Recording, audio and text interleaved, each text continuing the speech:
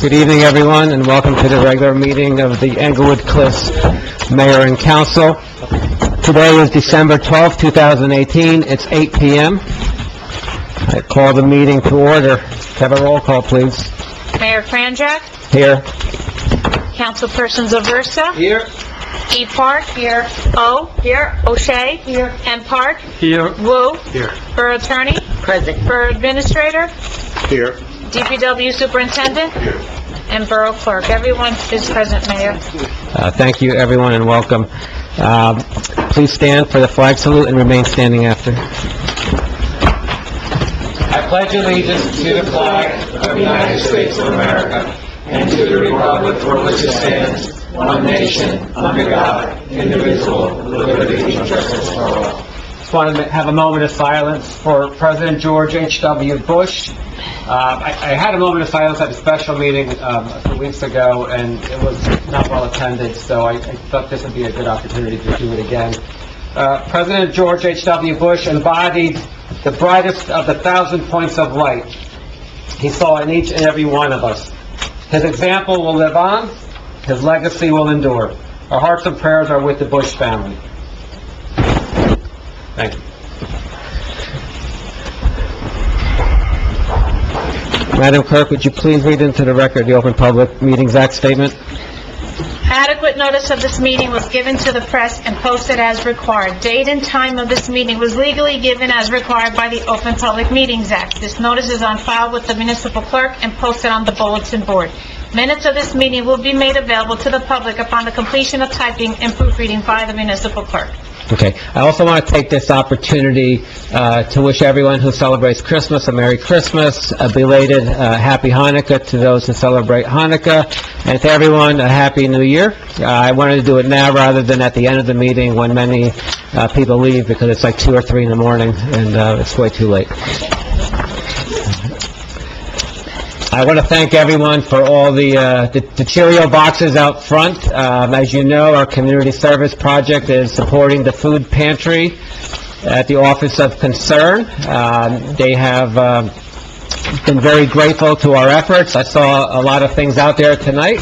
I appreciate you supporting that charity, and if you forgot to bring anything tonight and you want to bring it later or tomorrow morning, the collection box will still be there. So feel welcome to bring something, drop it off, a non-perishable food item to help those who need help in our community. I don't have any correspondence on the agenda tonight, and I believe that prior to opening to the public, what we're going to do is add 2 resolutions. The Borough Council will do that. Yes, as reflected in caucus already, and as reflected on the agenda, but the resolution was not in the agenda package that the public received. We have on the agenda Resolution 2018-269, entitled Resolution Authorizing Selection Process for Promotion for Chief of Police Position Pursuant to Ordinance Number 2-13.6B. The entirety of that code section is in the resolution. There is a provision in the code that provides for promotion of Englewood Cliffs Police Department police officers under this code. It provides for police committee to make a recommendation to the mayor and council, and it provides for the consideration by the mayor and council of the police committee's recommendations, so they do not have to follow them. The mayor and council are to evaluate the candidates and make a determination on whom they wish to appoint. They shall give due consideration to in promotion to the record, to the length and merit of the candidate's service and qualifications, and preference shall be given according to seniority and service if appropriate. And the code does not specifically state what the evaluation process is, just that there shall be an evaluation. The ordinance provides for a process. Now, the borough received a lawsuit by the PBA complaining about the process. Though they called it a policy, what we are doing is following the statements of the ordinance and filling in what the police committee will do and what the mayor and council will do, which is in their forte. It is not the PBA who dictates how the promotional process goes or what it consists of. The resolution has several various whereas clauses I want to bring to the attention of the mayor and council. As we discussed in closed, there have been two past chiefs of police appointments in 2006, Chief Bauerschmidt and Chief Chiaffi in 2010, and under this same ordinance, those appointments were done. In addition, in 2012 and 2013, appointments in the lower ranks, promotions rather, not appointments, promotions in the lower ranks were made, also in accordance with this ordinance. And in the past, there has always been a following of the ordinance with respect to the police committee, their work, and their recommendation, and the interaction with the mayor and council. The resolution provides that the process will start by an official letter from the borough. The the officers in the rank of lieutenant or higher than that, will be recognized as eligible candidates for the position of chief of police. There will be a written submission requested of each person who wants to be considered. The written submission will include a resume, a statement of why each candidate believes he is suitable for the position of chief. And by the way, the word "he" is used because we currently have no female police officers. There will be an optional request, only with the individual candidate's consent, to review, confidential review of personnel files and training and certification records by the police committee. If the officer wants to submit other written materials, those will also be considered. When the personnel files are presented for review, they shall be done by under the responsibility of the commanding officer of the ECPD. There shall be no removal of items from an officer's files and no copying of documents. There can be notes taken from a personnel file, and of course, the police committee, when they do make a recommendation, can convey information from a personnel file to the mayor and council. The police committee will conduct interviews of each candidate who wants to be considered.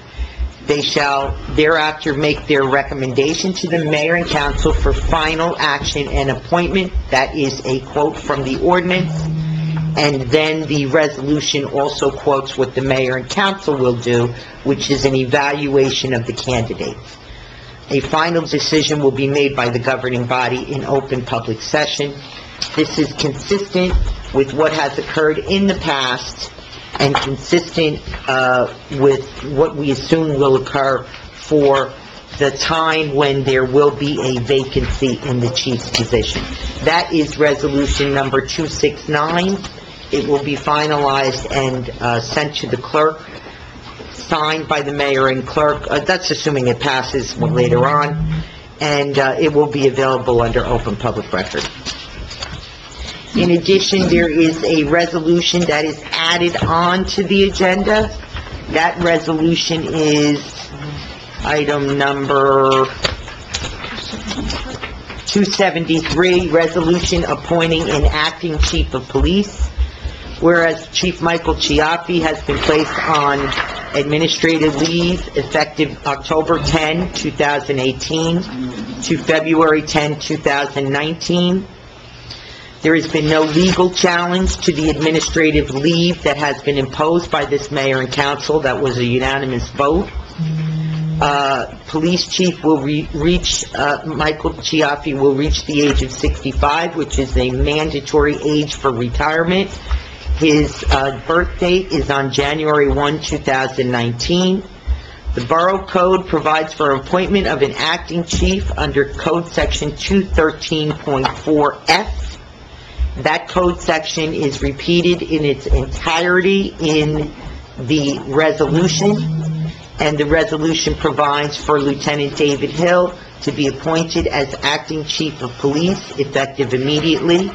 He will receive a salary commensurate with the current salary ordinance of the borough for position of chief of police, and the borough reserves the right to negotiate a different salary with the acting chief of police. And if same is changed, there will be a need to have a salary ordinance for that. That's not reflected in the resolution, but I certainly don't want anyone to think that there's going to be a negotiation. It has to be approved in open public session. That's it, Mayor. Thank you. Before we open to the public, I also wanted to make a statement regarding the affordable housing litigation. Up till now, I've been pretty much unable to speak publicly to that issue. We're joined here tonight by Marty from Beatty Padavano, who's suing us, and also there's another plaintiff here, Karen Geiger, who's also suing the town. So the statement is prepared, so I'm going to read it. A body of law has evolved as a result of the Supreme Court's decision on the Mount Laurel Doctrine. The legislature's enactment of the New Jersey Fair Housing Act and the adoption of regulations by COA, the agency the legislature created to implement the Fair Housing Act, or the FHA. I'm hardly the first person to question where in the New Jersey Constitution the Supreme Court found authority to impose a Mount Laurel obligation. However, I have said before, and I will say it again, that I am committed, and more importantly, the borough is committed to comply with the law, even though we are one of many that have issues with the law. However, we do not have the luxury of complying only with the laws with which we agree. Therefore, the borough is indeed committed to comply voluntarily with its obligations. Said another way, the borough is unwilling to turn over to any developer or nonprofit the right to decide how the borough satisfies its Mount Laurel responsibilities. Towards that end, in the context of ongoing litigation, the borough initiated in its efforts to comply voluntarily and avoid anyone from dictating to the borough how it complies.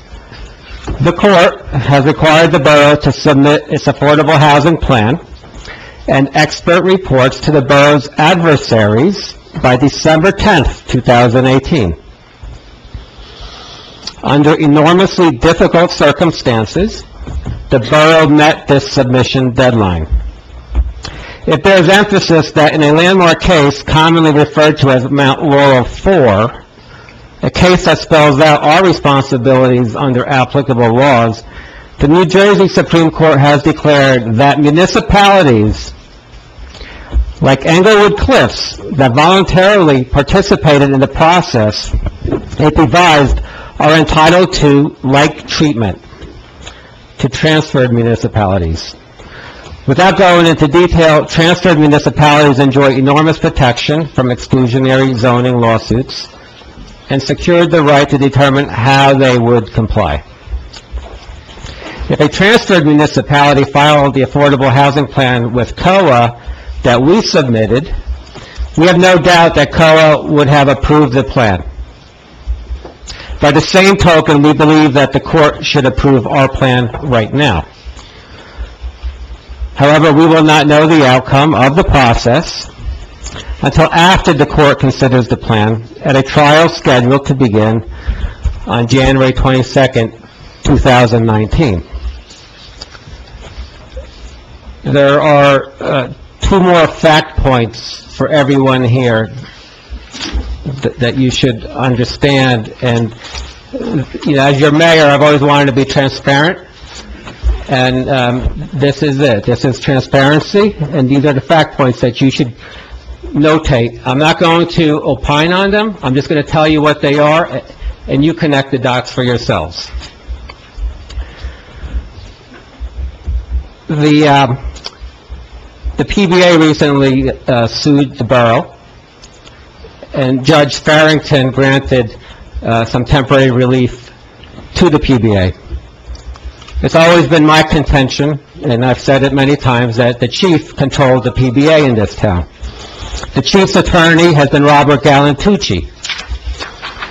The same Judge Farrington recently, over the last year, had some litigation going on, and she too was represented by Robert Galantucci. So there's the circle, folks. The second point that I should mention is that the same Judge Farrington worked for Breslin and Breslin, and Marty's laughing because he's from Beatty Padavano suing us, so he thinks this is funny, but it's not. Judge Farrington worked for Breslin and Breslin. Judge Farrington worked for Breslin and Breslin in 1997. That's where the former borough council was the partner. Before that, Carter Carston. In 1997, there were important affordable housing issues being discussed and dealt with. That was a very critical time. That's all I'll say on that. Those are just the fact points. And I just want to welcome you to the great state of New Jersey, where the legislature does nothing, where the judges act like a legislature, and where the judges sometimes act as executives, and in this case, they'd love to be the mayor of towns like ours. Have a motion to open to the public, please. Second. All in favor? If there's anyone from the public who wishes to be heard, please raise your hand. Let me recognize you. Most recognized, you're welcome to come up to this table here. There's a microphone, have a seat, and state your name and your address and what you'd like to say. Yes, sir. Yeah, come on over. There's a microphone right on that table there. You can pull it closer to yourself. Good evening, Mayor and the Council. My name is Yan Lu. I'm from 11 Clifton Terrace. I'm sorry. Is it on? Yeah. Is the light on? Yeah, just move it closer. Yeah, you just move it closer to yourself. Where? Yeah, you can move it. What's your name, sir? Yan Lu, Y-A-N-L-I-U. 11 Clifton Terrace? 11 Clifton Terrace. Okay. Yes. I come tonight here, come with my, sound like neighbors with the street, with the same street. We come here want to bring some concern to the mayor and the council about the street, something happened recently. The new restaurant, the Pancake, opened recently. Yes. And these, since they don't have a parking space, so there are a lot of customers come here, park on the street. And this is parking like a bump to pump all the way down the street, especially most of them in the lunch hour, or most of them in the Saturday or Sunday. There's a whole day like this one. And those make a lot of the traffic on the street, and the small dead-end street. And they have to take a U-turn, go down, take a U-turn on the driveway to take a U-turn back. Right, Clifton Terrace is a dead end, right? they're all this way. Right, okay. So we called a few times to the restaurant owner or manager, and the manager said, this, they basically do nothing. They can't go any someplace. So we are all street residents is very concerned about the issue because it's like a dead and a small and quiet street. Now become like become a commercial parking space for the restaurants to do this one. So we want to bring our concern to the mayor and council to do something to bring this street quiet and safe because we have kids. And we have the dogs and on the street, and we are worried about this one. The Saturday, Sunday, you say this is like a family playground because the whole family come here. Playground, trucks in and out, in and out. There's a whole day like this one. So basically, we talk to each other. We are street person. We talk to each other. We just put like something photos, whatever. So for show you for the mayor and council to show this car's parking from the beginning of this one to all the way down to the end. That's one. And there's some of the parking on the both sides. So even for our car have a backup. We got difficult to back up because the car is back here. So we are very difficult. And they're going to take a U-turn, go to driveway. But now they have one sign for the 1 hour park.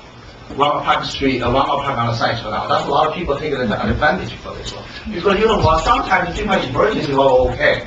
1 hour parking is fine. But now it seems 1 hour parking, the people come here, even we call the police come like 1 hour later, put a mark, come another hour, they just left already.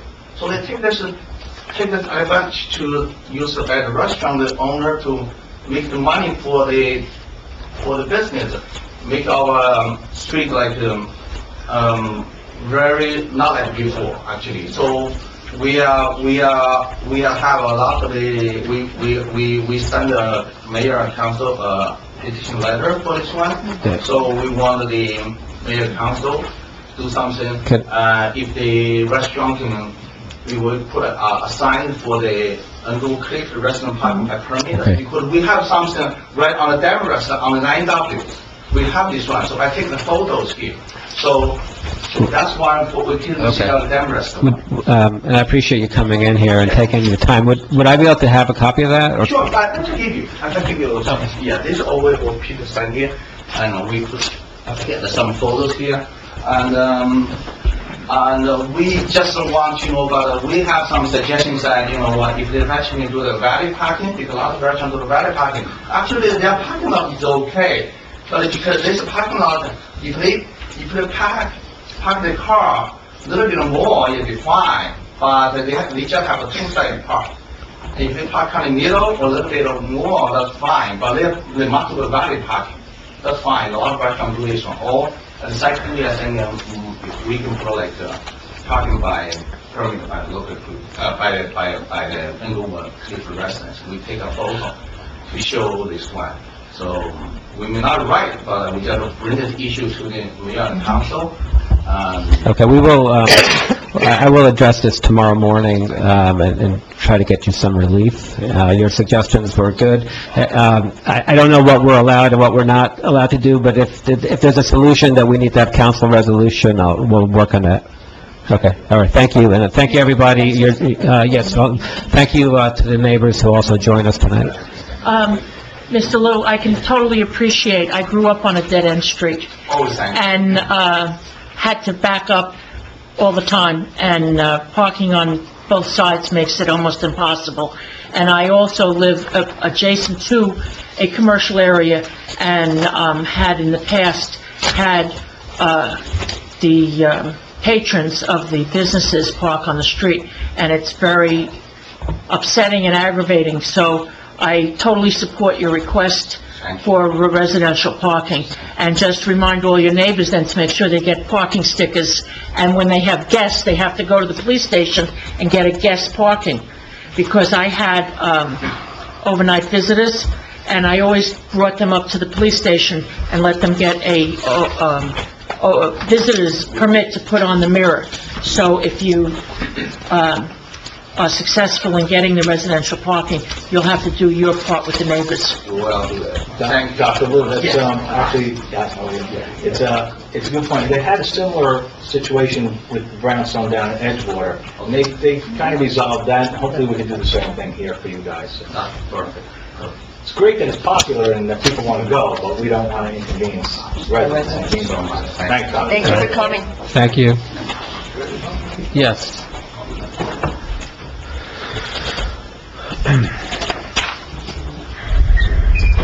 Good evening. Hi. Hi. My name is Veronica Williams. I'm at 31 Clifton Terrace, Inglewood Cliffs, and I'm a neighbor of Jan who just spoke, and I definitely concur with everything he just said. I actually saw that problem with, I think it was called a Mexican Grill or something. Like, it was another restaurant prior to that was there. I actually saw that problem already when they opened up. It was a hot spot, and I saw the cars coming down the block. Okay, so, and right now with the new restaurant, I do see that as well. But I want to say something else. I want to add something else. I noticed this morning that I was in my car leaving for work this morning, and there was a truck, a white truck, as I was warming up my car, that came in the block, and I'm kind of not near down the end, and the truck stopped and it was backing up. And what it did was it turned into a driveway, like further down, and it turned back out of the block. But what I found that was very disturbing is it had no plate on the back of the truck. Nothing. No signage? Did you, Nothing. did- Nothing. It was a white truck. did you call the police station?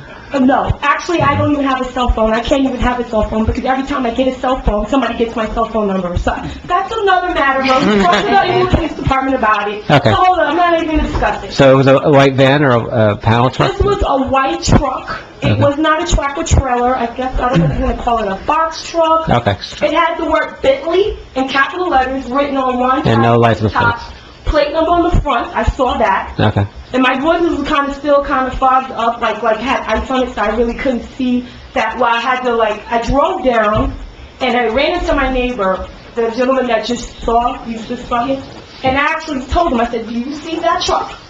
Do you see a plate number on the back of that truck? He said, no. So I'm not the only one who saw that. Okay. I found it to be very disturbing. Furthermore, my mother, who's also here with me, she's actually told me she's seen a few trucks in the block with no plate numbers on them. So I'm trying to figure out, is that legal? Is commercial trucks allowed to be on the road with no plate number and nothing on the back? No. My understanding is that they all have to have a back license plate. I don't know about the front. I think in New Jersey, front also. Right, nothing on the back. So if anyone sees a truck like that on a street, on any street in Englewood Cliffs, you should report it. Okay. So I appreciate you bringing that to our attention. Okay, well, I almost feel like at this point that maybe there should be a camera at the end. I don't know if it's possible, so you can see the traffic coming in and out for yourself. I mean, 'cause I do find it very disturbing when you see trucks with no plate numbers on the back. I do. So if you, at any time you want to put a camera on the end of the road, if you want to send out letters to the neighbors, please do so. Okay. Thank you, that's all I have to say. Thanks for coming tonight. Thank you. Would anyone else wish to be heard? Yes, sir.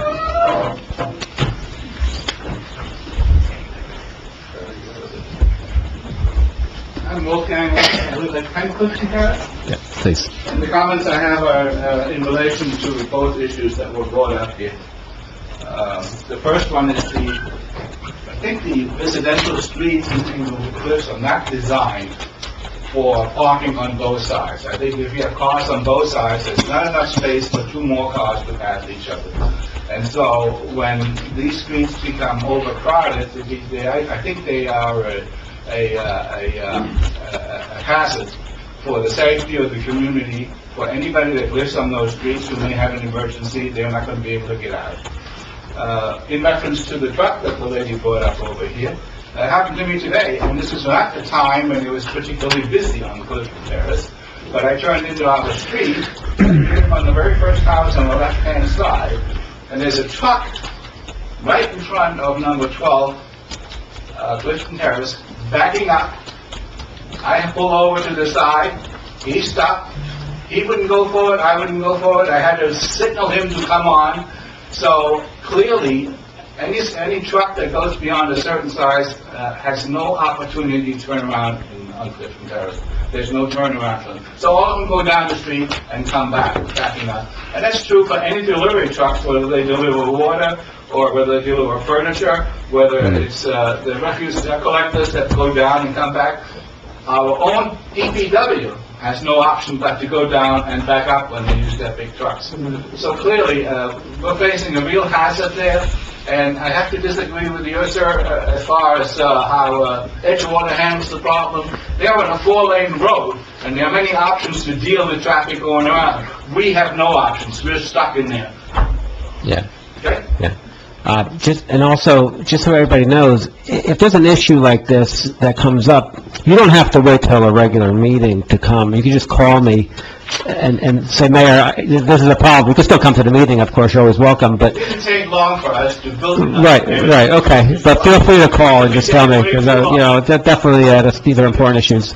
These are quality of life issues, yes. Thank you. Anybody else wishing to be heard? Yes, sir.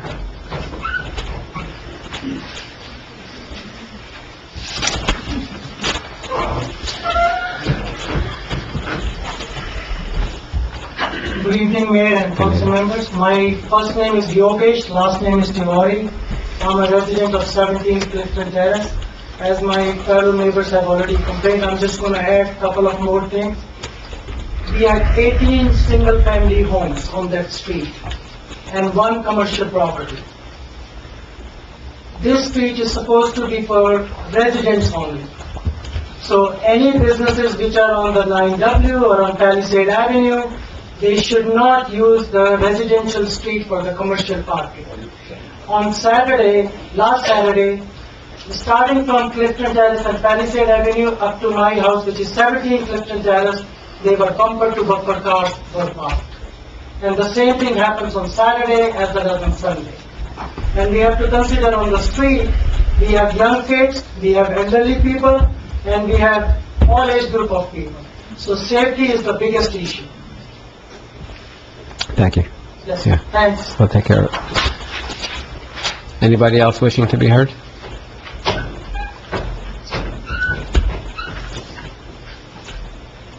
Yes. Oh, yes, Lauren. Was that a raise? Did you raise your hand? No.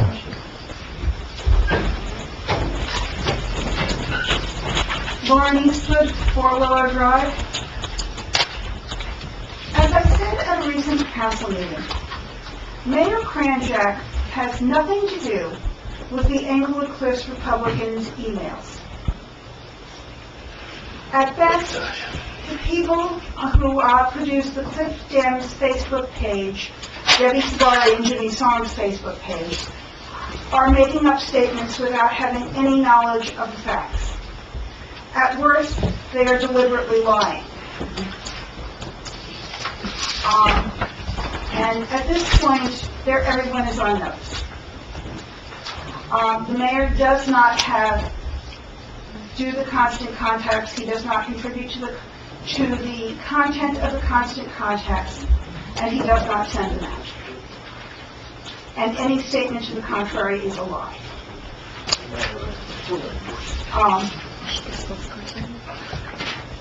I would also like to point out about their Facebook page that although they're claiming transparency and that everybody's welcome, I'm blocked on that Facebook page. And anybody... Which Facebook page is that? The Cliff Downs Facebook page, Debbie Sabari and Jimmy Song's Facebook page. Oh. And anyone who believes that that is an open page and that there is open dialogue and there are dissenting opinions welcome, that's simply not true. They block anyone who doesn't agree with them. Hold on a second, I'm sorry. There's a speaker. If you need to have your own discussion, chuckles, laughter, whatever, just go outside and have them. When you feel better, come back in.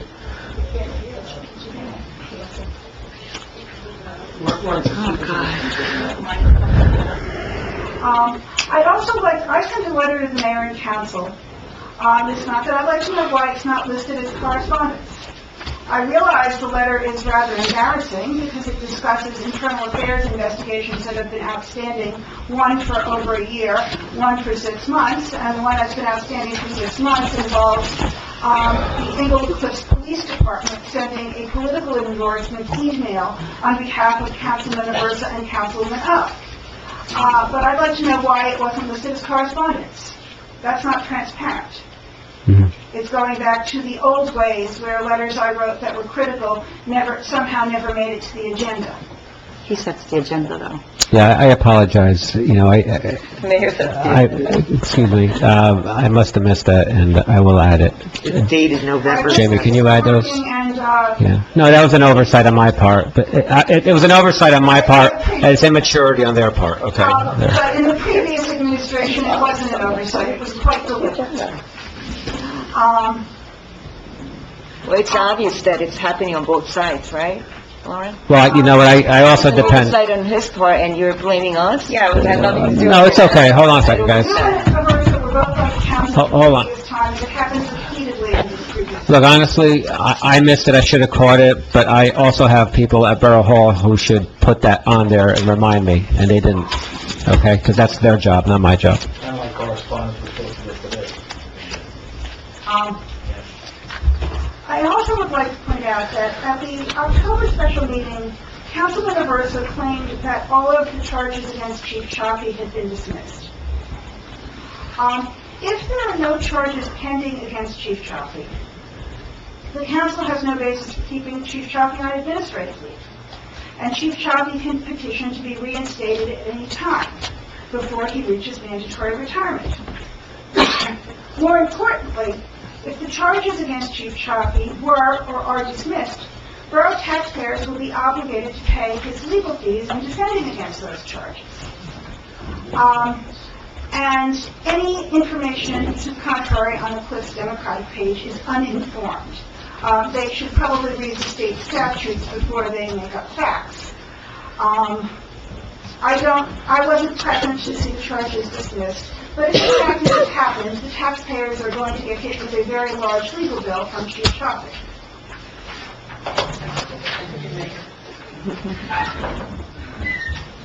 Anybody else wishing to be heard? Yes.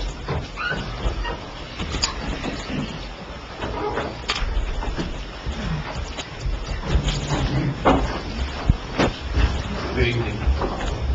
Tony Warfest, 22 Town Street, Inglewood Cliffs. You know, I'd like to say something to my friends over there, that if anybody's expecting anything at Clifton Terrace to be changed after the 1 hour parking, you better wake up, because on John Street they still park trucks and anything they want. So it doesn't make a difference. Number two, I was told that they couldn't move the vehicles from the property that I've been complaining about because it's commercial. I gave a letter to Jamie, wrote a note, that number one, the property isn't paved.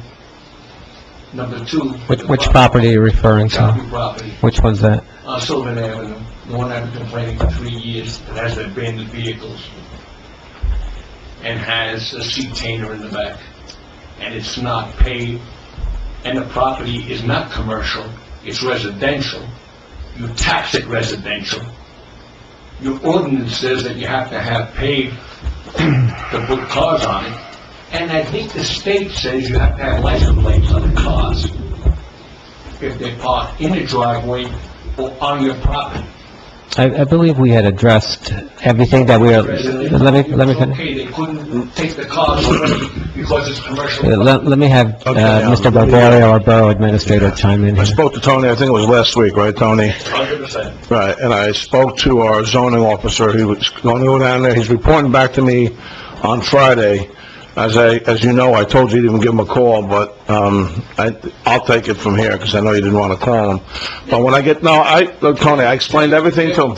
I'll tell you the truth. And, you know, the mayor came in, he said, we'll clean the swamp. It became a quagmire. Because going for the cops, that's your business. We're not taking care of the town. Mary, you took an oath when you became council member. Yes? How many times did you tell me that they could plant trees over there without permits, a block away from your house? That was before I was on the council. Pardon me, you're on the council now. Why didn't you report it to do something? But it wasn't current, it wasn't... You're not listening to me. I am listening, Tony, but it was Something wrong, not... isn't it? But Why didn't you report it? something that happened a year ago? I don't care. It There's not a was- statute on it. You're a council member. Let me ask you a question. So, And it's wrong. let What I'm saying to you people is, you can't pick and choose, and that's what they're doing. let me ask you a question. Hello? Yes. So you're complaining about things that you perceive as quality of life issues? 100%. Those are quality of life issues, right? No, 100%. Those are really important issues to you? You don't think so? They're Being in a junkyard in Inglewood Cliffs is not a quality of life issue. No, I just want to make sure that we're... Cars parked on Clifton Terrace Well, is not a quality of life issue. Having cars parked from the corner down to Sherwood on John Street is not a quality of life, and I'm talking about trucks. I'm not talking about cars. What's your first name? Tony. Adonis Adonis, or Fessus? Morphesus, Okay. And you own properties in New York in the 90s? 100%. And Couldn't be worse than what you people are doing over here. No, You want to call me a slumlord or whatever. let me, Play any game you want. let me ask you a question. No, let me, Play any game you want. you can finish. I'm telling you right now. You finish, go ahead. I'm telling you right now, You finish. this town is corrupt. Okay, you know what I'm You're gonna, not doing the right thing. And you're talking about a judge like Farrington. You know what I'm gonna- Got more shit in New York than anything else. are you finished? Yeah, I'm finished. Okay, thank you.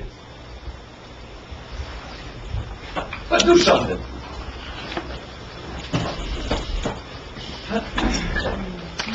So the reason why I stress quality of life issues is because I'll tell you what real quality of life issues are, because as I always say, we're pretty fortunate and we're also blessed to live where we are, okay? Right? I'm reading about your buildings in New York. You don't have to go there, Mayor. Why do you You have can to go bring there. that up? You can go there. Why do you have to... Excuse me. I don't care what he says. Just like- Excuse me, because That's his game. That's his game. That's exactly... You're- He wants to talk about nonsense and whatnot. Go ahead. I want to put things in perspective for the audience. Perspective, you have a... Because the last time you were here, You have a fire department that has a building that's sealed and runs water... Your time was up. Electric, and you don't care. When you- You said you were saying... your time was up. When you left here, your time was over, sir. Really? Yes, that's Your done. time, thank God, is coming to an end. Thank you. Well, that's really funny. Well, let me tell you what's not so funny. This is from January 25th, 1996. Yeah, Prosecutors yesterday boasted that they had finally collared the devil landlord. right. The same way Elliot Ness nailed Al Capone Excuse me, with a Mayor. tax evasion Excuse me, charge. Mayor. Listen, With all due I have the respect, floor. you I know have the what? floor. That's not respectful. This is a public meeting. No, no, no, You have because we have- residents from Clifton Terrace complaining about their parking issues. You want to We- call him out on his private matters? These aren't private matters. So let me just... You know what? This is our mayor. This is our mayor. Okay? People... All right, I know he's your campaign supporter, but let me finish what I was going to say, because, let me finish. All right, everybody. Let me finish, okay? Because let me tell you what real quality of life issues are. Quality of life issues are you going to jail because you wouldn't give heat to your buildings, okay? You wouldn't have hot water in your buildings. This is from 1996. For more than a decade, Morphesus has been repeatedly fined hundreds of thousands of dollars, arrested, and occasionally jailed for refusing to pay fines or repair the buildings. Often, he simply hasn't shown up in court. In 1990, he served 78 days in jail for failing to provide heat and hot water to tenants in his buildings. Hold on. Now, these are... You know what, Mayor? These are quality of life issues. Hold on. Because, you know what? When you're a parent, when you're a parent and you can't have your child sleep well at night or bathe because they don't have hot water, right? Right? Grow up? Right? So that makes people suffer, okay? Those are quality of life issues. Somebody parking on a piece of grass is an annoyance, but it's not a quality of life issue, okay? The last time you came here, you accused all of us of being on the take, okay? Oh, we are, right? Okay. Well, listen.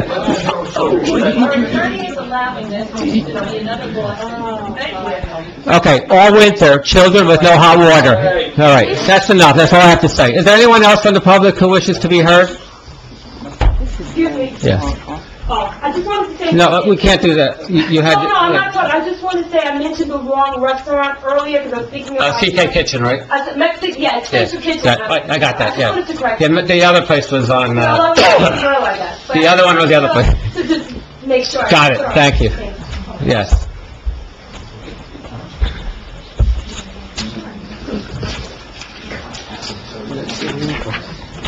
The other one in the back wants me to stop it. You did. Supposedly a legal issue. I'm Victoria Valari, 45 Jane Drive. I have a few things I wanted to talk about, but I did want to speak a little bit about the parking. I understand that we do have parking laws in this town, and maybe what needs to be done is for something to be done about the laws of those parking situations where you're allowed to park on residential streets for an hour.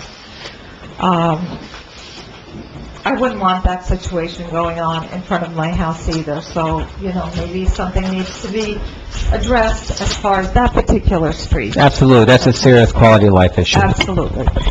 and a safety issue. We also have to be realistic about where we live. So if I buy a house across the street from a school, I can't come here and complain to you guys about all the kids running on my lawn. And if I buy a house across the street from a field, and then I come here and I complain because, hey, you know what? I don't like lights, I don't like noise, there's too many cars parked on the street. We have to be a teeny bit realistic about where we made our choice to buy our home. And so if you don't like children, and you don't like children playing on fields, and you don't like looking at parking lots on 9W, then you know what? Buy your house in a different street. Let's be realistic about our decisions. That's all I'm saying. I think that should be resolved absolutely. And you can shake your head, Helen. I don't know why you're shaking your head, but whatever it is, it's your issue. I'm not really sure what you're saying. So you're saying that if you don't want think street that parking, buy a house in like north section of the town? Maria, can you, Maria, Excuse me. It's okay, thank you. Mrs. Valari, can you explain it to them again, because they seem to not be understanding it? Well, We understand. I think they understand it. I Okay. hope they understand. Well, we're not sure We sometimes. clearly understand what you're saying. Thank you. Good. Do you understand, Gloria? It's okay? All right. So, I had a situation when I was doing renovations on my house on Jane Drive.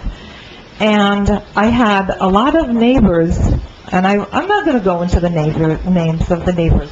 They shall know who they are. And I was waiting to have a tree cut so that I could have my driveway. At that time, the building department gentleman was very lax in making decisions. He was blaming the tree people were blaming them. And I actually had people complain that I had poisonous spiders and all sorts of rats running on my property. All I'm saying is, let's all calm down. Let's address the laws that are on the books. If there's an hour parking on our local streets, then we can't complain about that hour parking. Let's address on how to change it. That's all I'm saying. We'll do so. Okay. Yeah. As far as trucks going around town, there's a lot of thefts going on in our town. A car was stolen out of my driveway. It still hasn't been found. When I see a moving van, and they're just sitting there by where LG is on our side of the street, I call the police, and I say, I don't know why that moving truck is just there, and he's not moving anybody. So we need to be all responsible for calling the police and alerting them. So when you see something, say something. I mean, that's all I can say about that. And we need to be more diligent about what's happening in our town, because there's a lot more crime going on than we're aware of. I wanted to, I'm sorry, I'm just going to take a little time. I spoke about my son years ago, and his punishment was that he needed to write a 3-page letter on making good choices, an essay. And my son wrote the most amazing essay, and I wish I brought it with me tonight, but I wasn't able to get home. And a 10-year-old said, I need to make better choices. I need to be responsible for my actions. I need to not disappoint my parents in my decisions. And when I'm asked to do something or think about doing something, I need to think about the consequences of those decisions. And having said that, that's my 10-year-old son that wrote that. And I wish I could read you the whole thing, because it's amazing that a little boy who, innocent, had to write for a judge. I want to know what is going on with the charges against Chief Chaffee. And I want to see those charges, and how do I go about getting those? And I'd like to know what other charges have been given to other officers in this town. I cannot believe that my 10-year-old had to write an essay on making good choices when we have adults who should know better. and who want to be forgiven for their bad choices. So if there's anything out there that I can receive, because I would like to see it.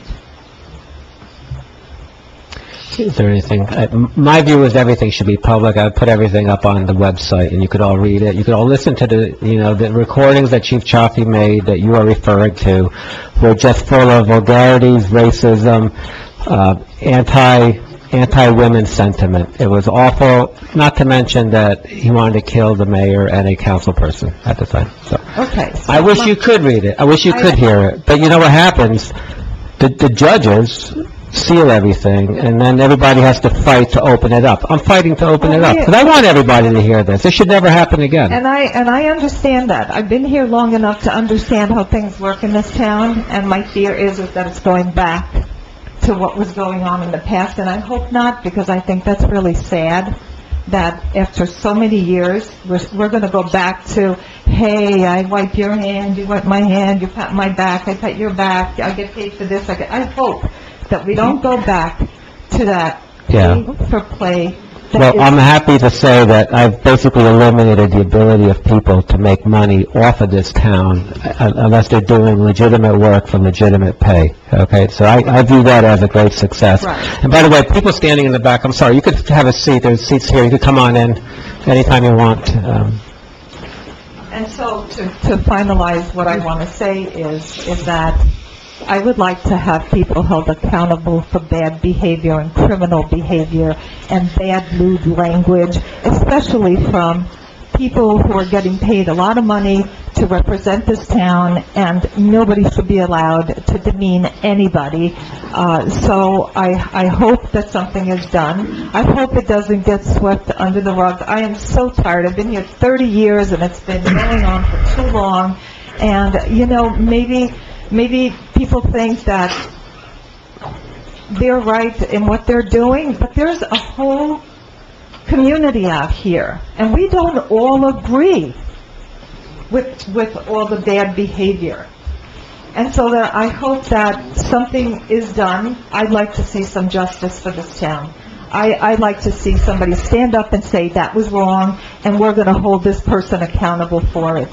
And I hope that that happens. And if my son, at 10 years old, was held accountable for riding his little bike off my driveway, then I want to see all the people, all the police officers, the chief, whoever it is, I want them to be held accountable. Because as a parent, it insults me that my son was held to a higher standard. Thank you. Thank you. And on the issue of, the no pay to play ordinance, we in my administration never appointed anyone who donated to any political campaign or candidate. And then realizing that that wasn't actually codified, that was just our ethics behaving that way and not doing it.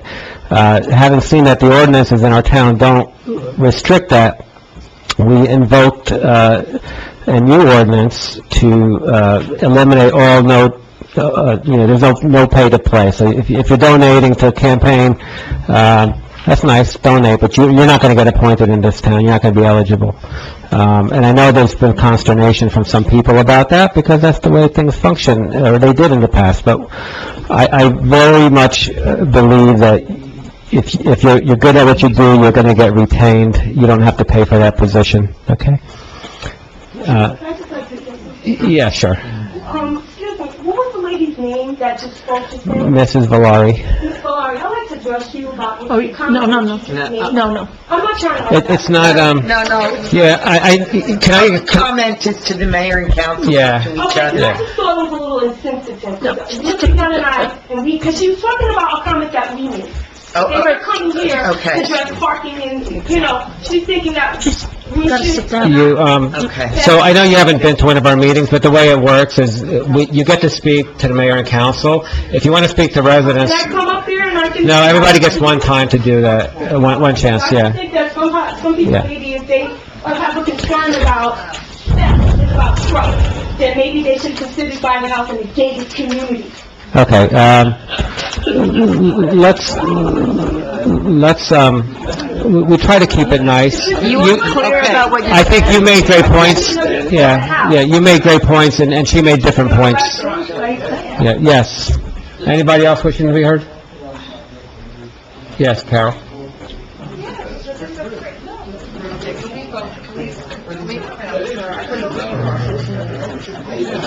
All right, come on, guys. Mr. Luciano, please.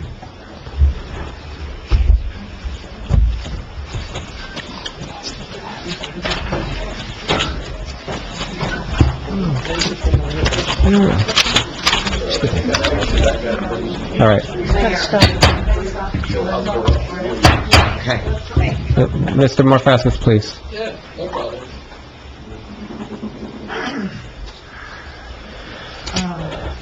Carol McMorrow, 489 Summer Street. You can't be heard. Oh, I can't be heard? Okay. Yeah, louder. That's a first.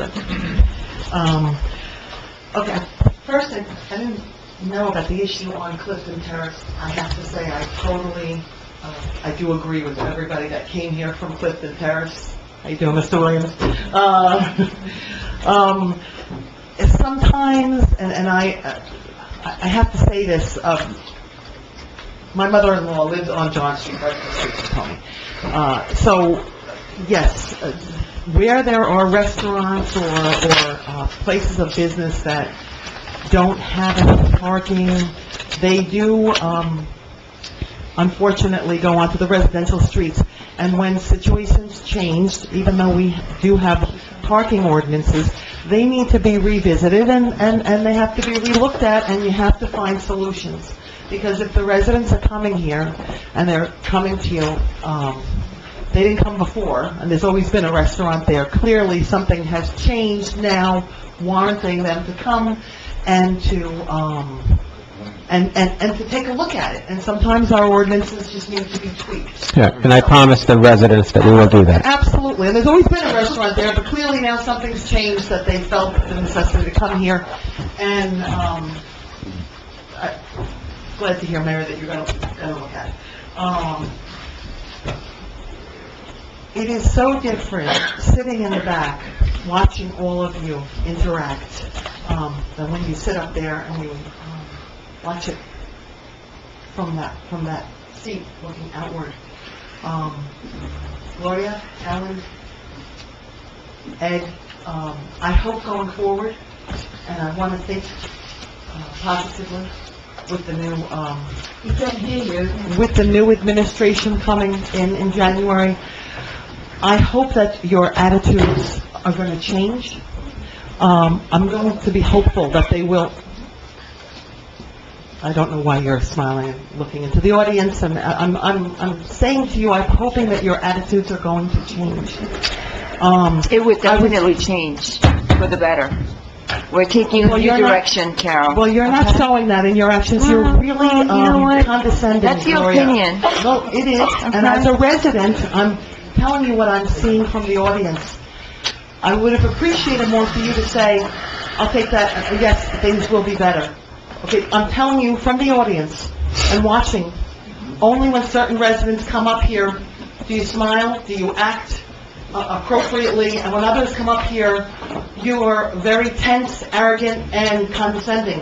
And I'm uncomfortable sitting here and speaking and addressing you. Well, thank you for your comments, Carol, okay? Carol, you come here and you only attack us. Yeah, the three of us. You never address anyone else, you only attack Okay. us. Can you please stop attacking the residents? And I'm asking you to please go and... You're telling me that I'm nasty and you expect me to be very nice. All right, hold on.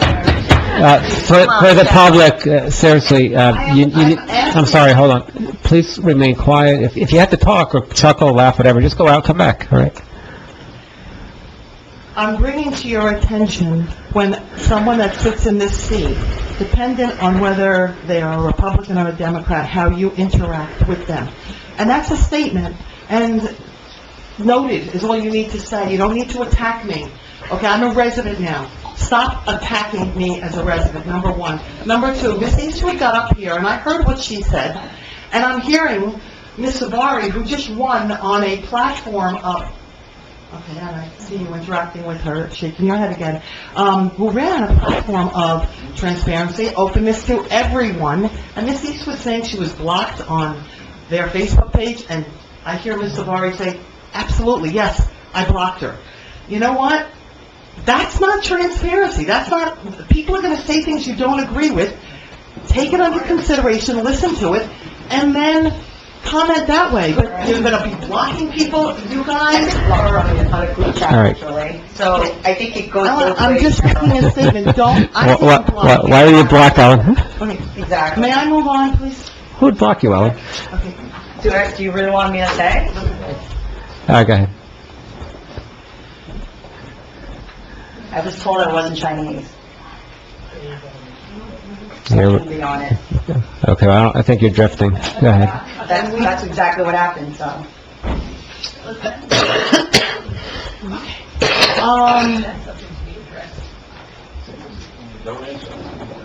May I continue, please? Yeah, I'd like you to continue, and I'd like the public to be respectful. Well, okay. I have a question, I go on Pacer, both websites for court filings, and, I did print out a copy, I saw the PDA file. My question, I have two questions. One is for the borough attorney. So when I see that the PDA filed a lawsuit against the Borough of Englewood Cliffs, I'm talking into the microphone.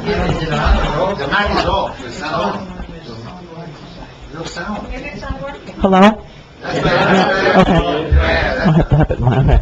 So, the PBA filed the lawsuit, so when it says Englewood Cliffs PBA Local 45, does that mean, is that like, because retired members are members of Local 45 also, but does this mean that all members, retired members, current members, who sued?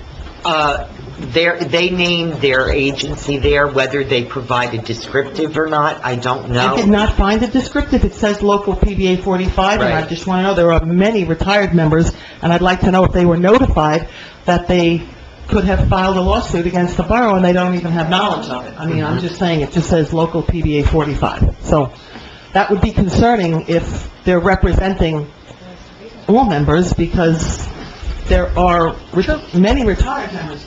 That's number one. Number two, I saw something on paragraph number 30. They made a statement, it says, while the chief has been temporarily suspended. How would, thank you. Does that work? Oh, that's better, okay. How would the PBA have any type of knowledge that the chief was temporarily suspended? No, temporarily suspended. I was at that meeting. I didn't know it was temporarily. I thought he was suspended for 120 days. That's through his term. Well, maybe they don't want to.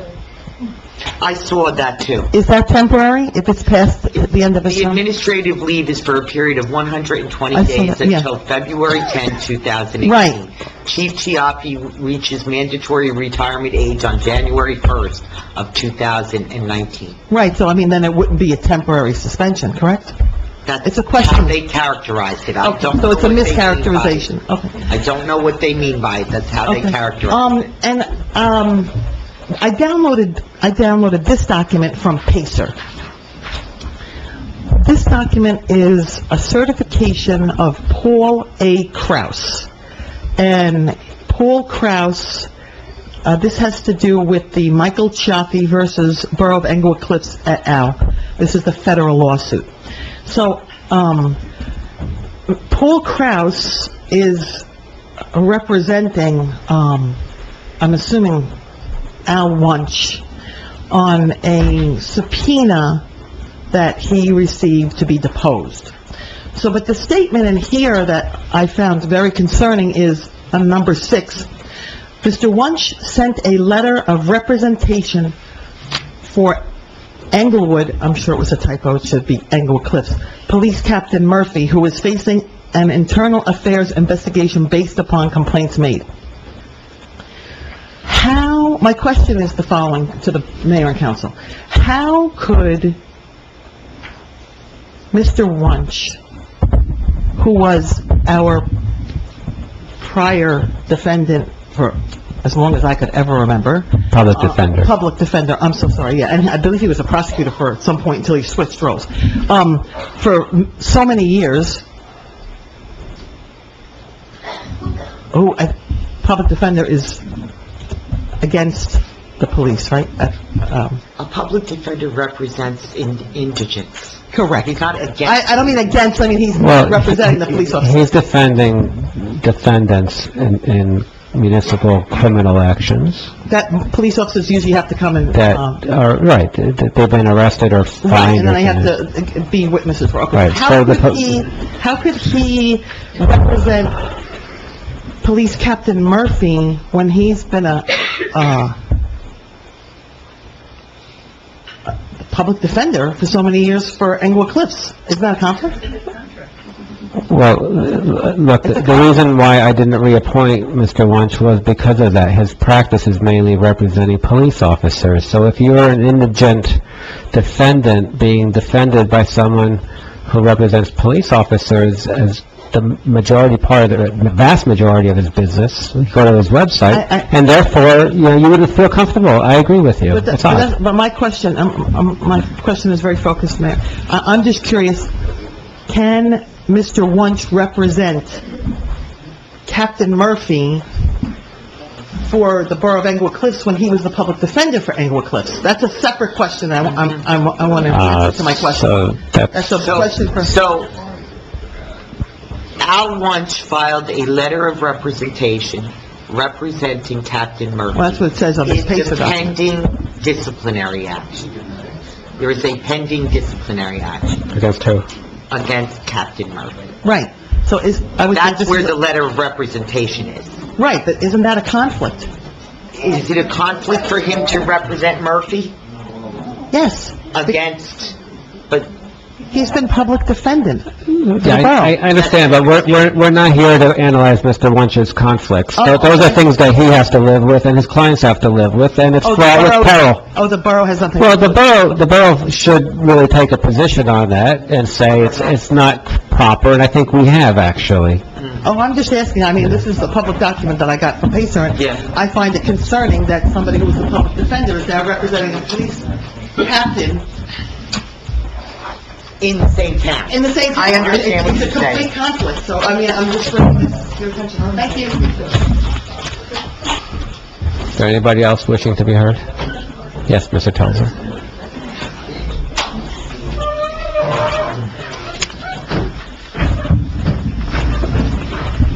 Hello, I'm Michael Telzer, homeowner 9 Churchill Road.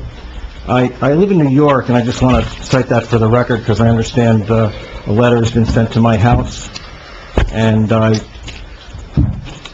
didn't get it, but I was deposed by your attorneys for 10 hours, and part of that was extensive questioning about where I spend my time, which is mostly where I live in New York. So just for the record, you do have my address. It's the address where my tax bills are sent, so you're certainly welcome to email me, but otherwise you have my address, so please use it.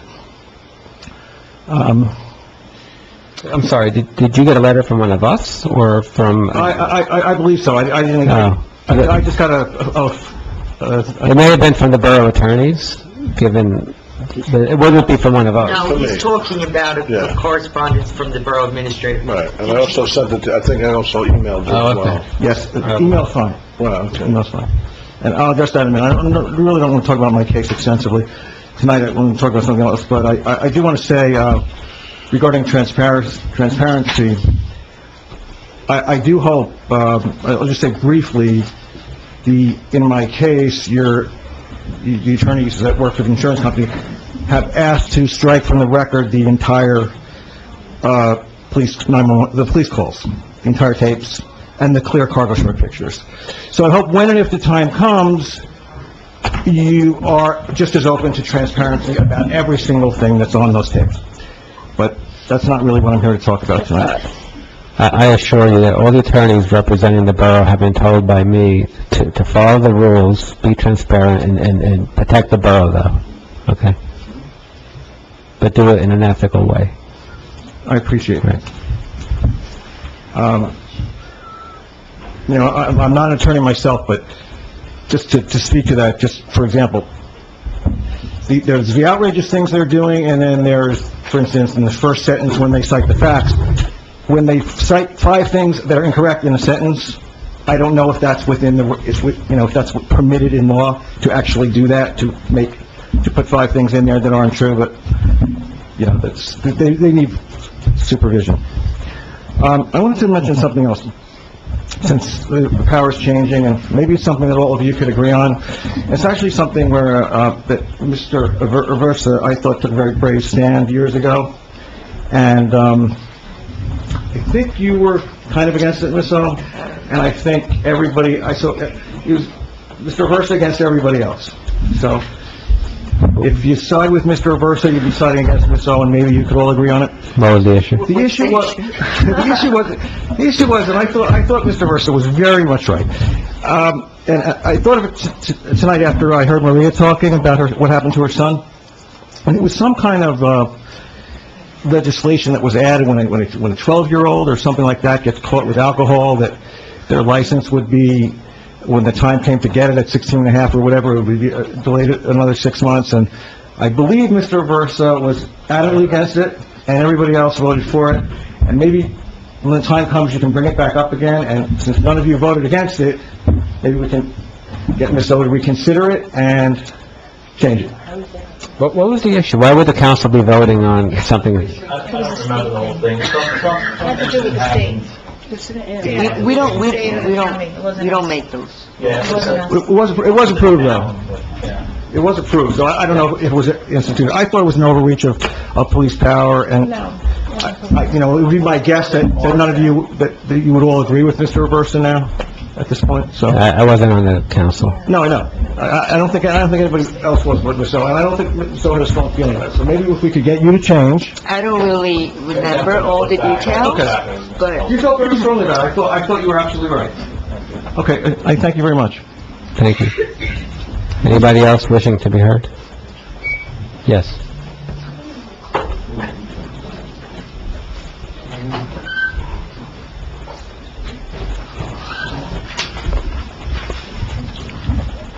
Sorry, Glenn, Luciano, Lori Drive, Hagerly Cliffs.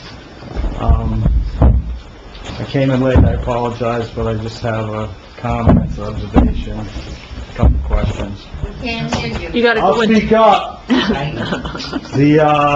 When I came in, I thought it was Mr. Morfesis made a comment to Councilwoman O'Shea about something that happened a year ago. And you felt that it was something that you shouldn't bring up because it was a year old. But then, and the mayor, you made a comment about when people are talking to the council people, and they seem to me as though they're defending themselves, don't attack the residents. But Mr. Mayor, I even mentioned this last month, decorum starts with you. You bring up something from 29 years ago, and I don't hear anybody say anything. Councilwoman O'Shea says she doesn't think she should bring something up from a year ago that is about a property that everybody has been complaining about for a very long time. It's obvious to everyone. The only reason why this property has been even started to get cleaned up is because this gentleman wants to do something now with it. No one says anything. Is there not a problem? Is that not attacking a resident to bring up something from 29 years ago? To me, it's very disheartening as a resident. Well, perhaps you missed the part. Perhaps you missed the part where he actually said that we're all on the take. And I find that offensive, coming from him. But with all due respect, Mayor, That's not respectful. You don't have to. I hear you. This, really, I hear you. You want to be an apologist for this man? I'm not That's being fine. an You are, actually. no, don't categorize, You can be an apologist for him all you want, but you're not going to change the way I view him right now. but myself. I walked in and made an observation. Don't classify me as anything except what I have seen and what I feel. If you want to say maybe I misinterpreted something, don't say I'm here defending anybody. I'm talking about a situation that just happened 15 minutes ago where Councilwoman O'Shea felt that she shouldn't say something that she was talking about before she was on the council that was a year old. And everybody has stuff in their past. I think you're Everyone. misinterpreting what she said. I think you are. And you can go back and listen to the That is fine, tape. that Yeah. you could, I'm talking about what I observed, and you could, and we could disagree on it. But you know what, even if we disagree, I'm not gonna stand up and call you crazy, like some other people might do. We wanna be respectful. I've been called everything. You feel free to call me whatever you I'm not want. calling you anything, except I'm calling you out to say, don't tell other people, listen, we're all residents. Everybody up here is a resident. I don't suffer hypocrites very well, and when I see it in front of me, I will tell you what I see. Decorum starts with you, Right. Mr. Mayor. Exactly. That's all I'm gonna say. Exactly. Okay. Every ounce of it is deserved. It's not helpful. Right? That wasn't me screaming back there. That was other people. We're trying to get the room under control, Mr. Luciano. I think you could appreciate that. Talking about Jimmy. Yeah, but no, Talking before. about something that supposedly Yeah, happened that but- Councilwoman O'Shea said was a year ago, and you mentioned something from 1996. Regardless of whatever the circumstances are. Everyone has a history. I did say it. Everybody has. Everyone has a history, and if it's relevant, I am going to call you out on it. May I say something, Mayor? Okay, so. Yes. Wait. Mr. Luciano, may I respond to you? Ms. O'Shea has the floor. What Mr. Morfestis was speaking about was, sections of, Mr. Chiaffi's properties had a number of trees cut down on it. I was aware of it at the time. I did not see them cutting the trees, and I did not know when the trees were cut, but I could see that there was an area cleared that had not been cleared previously, all right?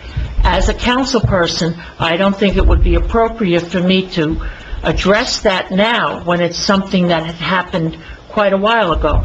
And besides the fact, Mr. Morfestis has been dealing with the administrator over the issues with that property regarding the boarded-up windows, about the cars parked, about many things, all right? So the issue was being addressed. It didn't need me personally to go file a complaint as a council person. Councilwoman. I'm not in charge of that department. I apologize for interrupting, but I don't, what I got out of it was not necessarily the fact that someone was looking for you to file a complaint. Oh, that's think- what I took. Okay, well, what I looked at it as is, and just as I would agree with, is that we have collectively, it's been like someone hit your thumb with a hammer, and it's been throbbing away for years.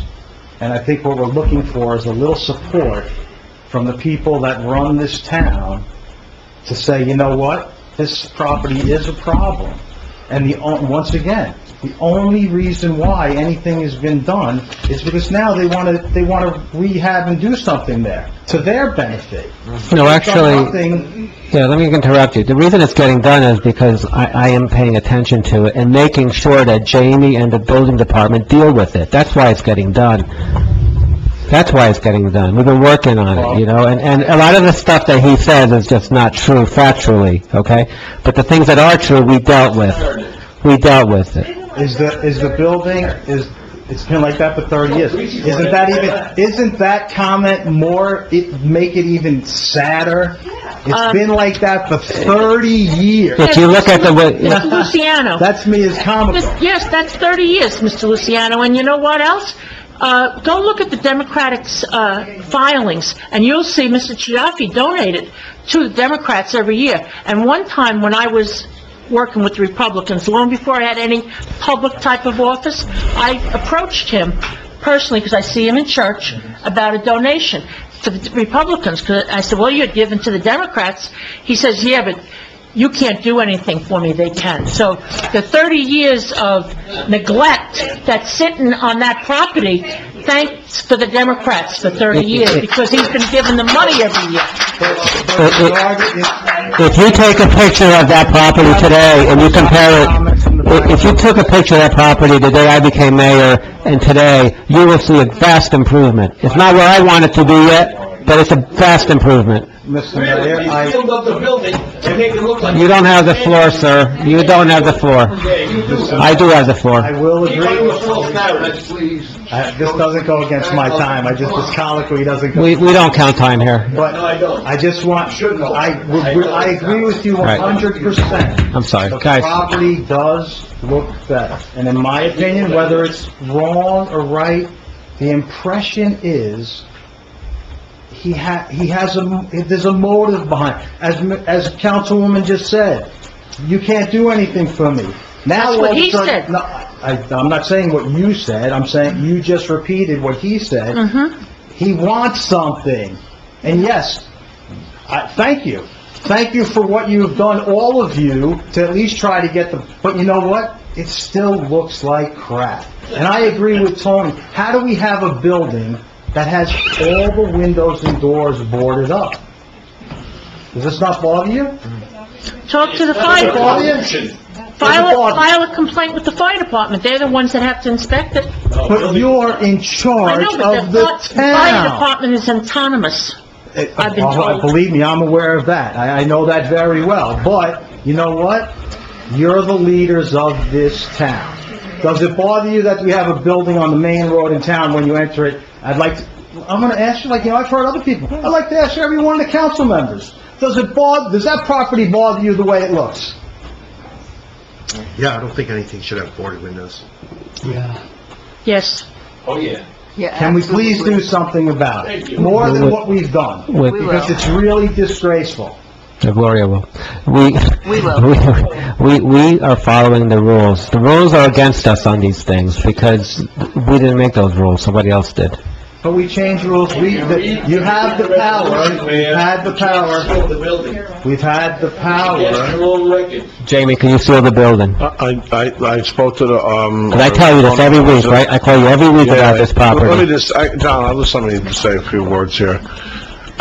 We are on top of this property. I'm on top of it every week. I meet with the zoning officer about this property. He went there, he inspected it after Mr. Morpheus called me up, left me a little note on thing here, and I've been on it. But I will tell you this, it doesn't happen overnight. If this has been like this for 30 years, it's not gonna end like that. It's just not excuse me. It's just not gonna. When you have all those habits for those 30 years, it's gonna take constant pounding and pounding, because there's laws. You summons, then after you summons, you give a violation, after violation, then you gotta go back 10 days, and then you can extend that violation so they can fix that, all those things. And that's what's happening now. We are on Mr. Chiaffi. And I will give the zoning officer a lot of credit, because he has been having dialogue with me on this, and I texted him earlier today, before the meeting, saying, listen, I want an update on the Chiaffi property. But it's not gonna happen overnight. I'm gonna tell you that right now. It's not going to. I'm not gonna lie to you. I'm not gonna say that we're gonna fix it like that. But it will get fixed over time. And the mayor constantly does it. About any properties, not just that. He calls me up on a daily basis asking me, hey, was this taken care of? This looks horrible. And then it gets taken care of. But that, if you come here to the meeting, that's great. Call me up. Call me up at Borough Hall. Any issues you have in town, I will forward them to the planning, zoning officer, excuse me. And that's the only way it's gonna happen. Constant pounding. We'll be on top of it, but it's not gonna change in one day. It's just not gonna. Has any fines been assessed against that property? No fines that I know of right now, no. But we did go there was a violation. And no, the violation, and then it was abated over the time, okay? So now we're gonna have to go back in, and then we'll make some tough decisions. We have to fine them, we'll fine them. Well, thank you, and thank all of you. It is getting better, like I said, but and I've been around a long time, longer than I like to admit, and I know government, is like, grease filled with sand, nothing moves too quick, and we all experience that, and I do appreciate what has taken place. But once again, I think the property is disgraceful. I mean, it's almost like, I tell people it's Fort Lee. It's still Fort Lee. You coming into town, it's Fort Lee, but it does look like crap. So that, I'll move on. I appreciate that, but we do need to do more. I think that we've had time to do more, and I'm glad that we're doing something. DOT just repaved Sylvan 9W, and we had that truck up there that was supposedly working with them. I'm going to make the assumption DOT had notified the borough that they were going to be paving the road. Is that correct? Well, yeah, they would have. I mean, there would have been a reconstruction meeting. So I came here over a year ago, wanted to know when we made the right lane of 9W a bicycle lane, and I believe the comment is that DOT, when they restriped the road, made the center line a little wider and took away from the side of the road. Right. So we had a pre-construction meeting. We were put on notice that they were going to repave the road and restripe the road. And I'd like to know, after I came here over a year ago, maybe 2 years now, did anybody ever mention about shrinking the center lane and making a side lane for the bicycles? Of course I did. You did? Of course I did. And what did they say? It's a 5-year study. It's a 5-year study. Right. Okay. So now, when you drive down Hudson Terrace, thank you for that, I appreciate that you did that. When you drive down Hudson Terrace, as soon as you come into Fort Lee, it says bicycles need to ride in single file. Do they have different laws than we have here? That's a state law.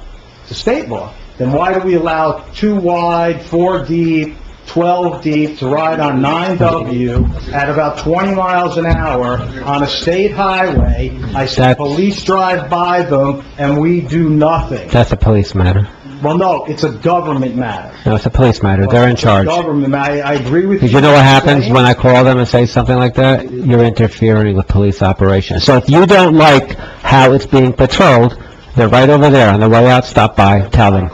I do call them, because you know what? I got 2 kids that drive. I've had many, maybe you could tell me how many bicycle accidents have been had. Because my suggestion would be to make them turn at Sage Road.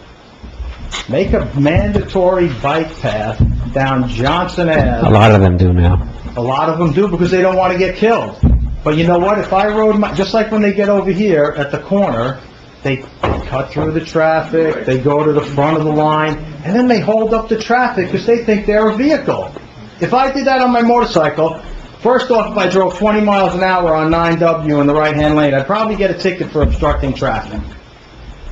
Just hear me out. I know you think it's a police matter, but this is a government matter, quality of life, hazard, everything.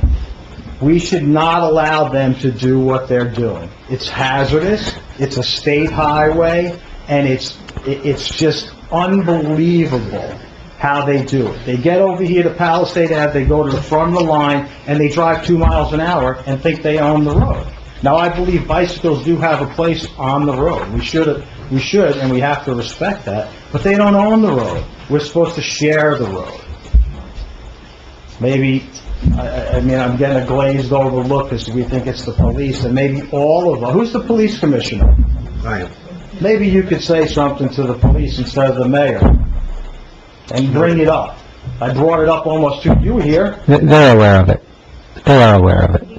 Whether or not they do anything about it is up to them, but they are aware of it. They're aware of it every week. So we don't have any ability, if the police are not enforcing the law, to do anything about it. Have you seen the last 3 years? Have you been here for 3 years? Are you kidding me or what? because I'm going to say what she just said. With all due respect, you should be gaveling Yeah. that thing right now, because when it No. comes from this side over here, the chuckles and the comments, it's all okay. Yeah. But someone whispers over here, and it's be respectful. Let's be respectful to everyone. I appreciate your advice, but I'll gavel when I feel it's appropriate to Well, gavel. then just be fair once again, because you know what, I'm gonna get up and say something, and you're not gonna Okay. like it, because it's not right. That's fine, so whatever you want, so whatever you want. Remember that when I'm sitting out there, don't gavel me either. Now, when you're here, you can say whatever you want when you're out there. Are you finished? No, what? 'Cause- Need to be? I think so, because Well, I'm it's not. been, we have a lot of work to do Well, tonight. I know, but you know. But now, look, I gotta tell you honestly, everything that you just mentioned, you could just call Borough Hall, and it'll be addressed, and if it's not addressed, then you could come here and complain. But this shouldn't be like the forum where, we gotta listen to all If these, someone could come here and talk about Facebook, I could come here and bring up issues within the town. well, that's different. That was different. Let's be fair. Yeah, well, look, a lot of the things, that no, a lot of things that people come up with, you could just call me during the week, call me before the And meeting. you entertain people talking about Facebook, which I brought up last time. They're asking you whether a defense attorney they're asking you questions that should go to the PBA. Why didn't you tell them to ask the PBA? I mean, so don't give me that. I'm I not think sure. You have no time, then sit there and let me... I'm not sure what you're talking about now, but go It ahead. just happened a couple of minutes ago, and now that's starting to perturb me. I don't want to perturb you any more than you already are, but really, we do need to get on with this Okay, but I have meeting. more questions. Well, all right, you could ask your questions, I'm going to write them down, and then we're going to answer you after the meeting. Go Well, ahead. that's typical, but I'm... No, it's not typical, you've just been up there for 20 minutes. Do you think that's fair to everybody else? Yeah, I think there's other people who've been up there. You're listening to yourself talk at this point, okay? It's really... Maybe, okay? Mayor, So now, maybe if the you next don't question I interrupt, had- you can finish. Please don't attack the residents. The next question I had is that we talked about the handicap at Johnson. What's been done about the handicap? You put the gates up, you said you were gonna take care of it, it's been now maybe 5 or 6 weeks. You know what, Tell me what- nothing's been done. I asked Mark to take care of it. Leave season came in, and we haven't done it yet. Thank you. Next. My next question is anything, since Okay. DOT was just here, is anybody gonna do anything about the damaged guardrail on Sage Road? Yes, they're going to replace that, okay? So once they start the road, they're going to improve from there. See how easy that was? We didn't have to go through that bullshit. Thank you. Nice choice of words. Anybody else? Yes. No, it's not you. Ms. Geiger. Thank you, Ms. Geiger.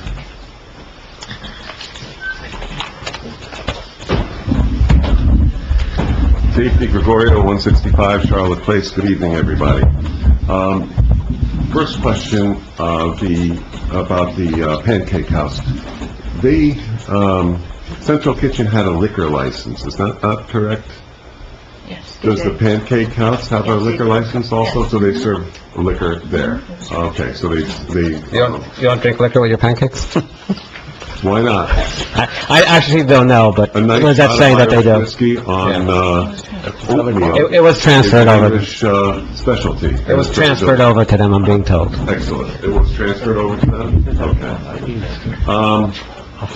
As far as Clifton Terrace goes, I have a suggestion. Why not just put a block up there and put, parking for residents only? Done. And, nobody will go in there. Simple. You're talking about quality of life, and the leaf collection did come up.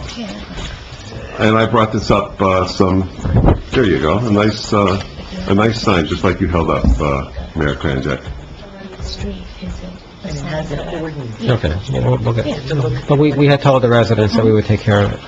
Okay.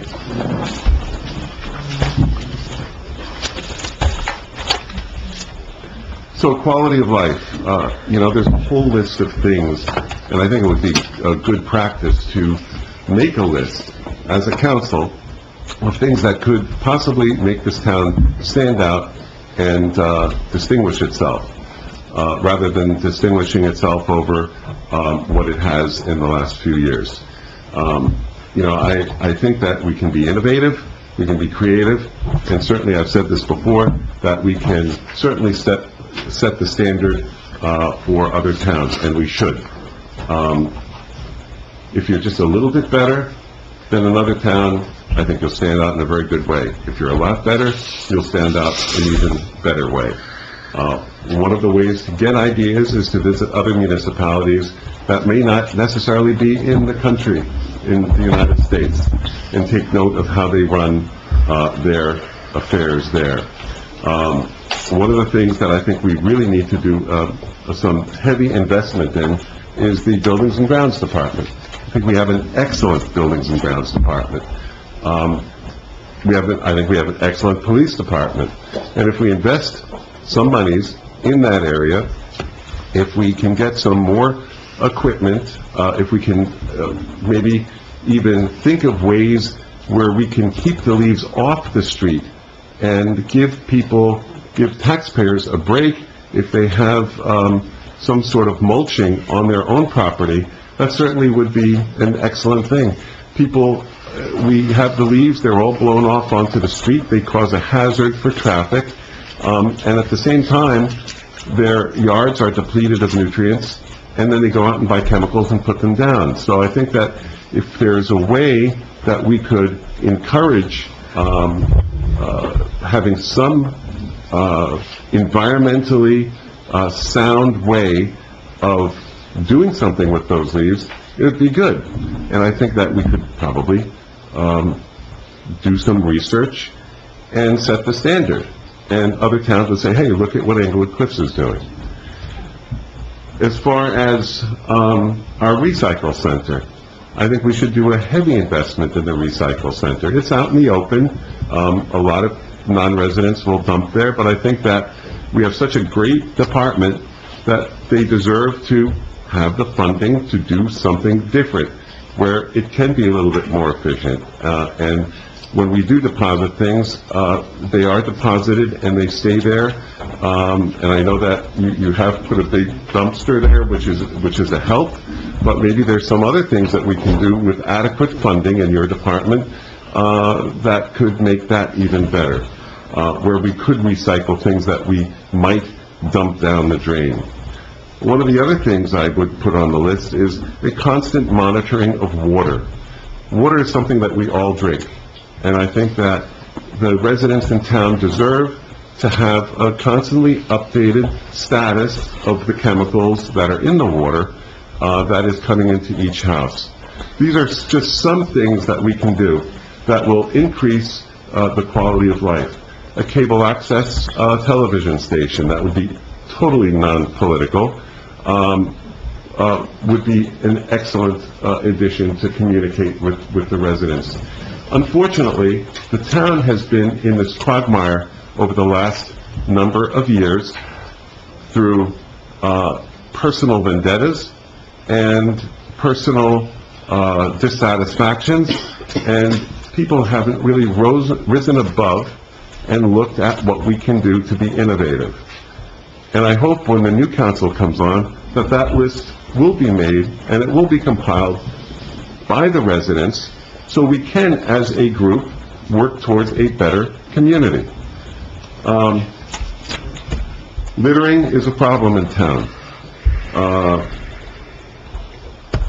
I could go on with this list of things that we could do.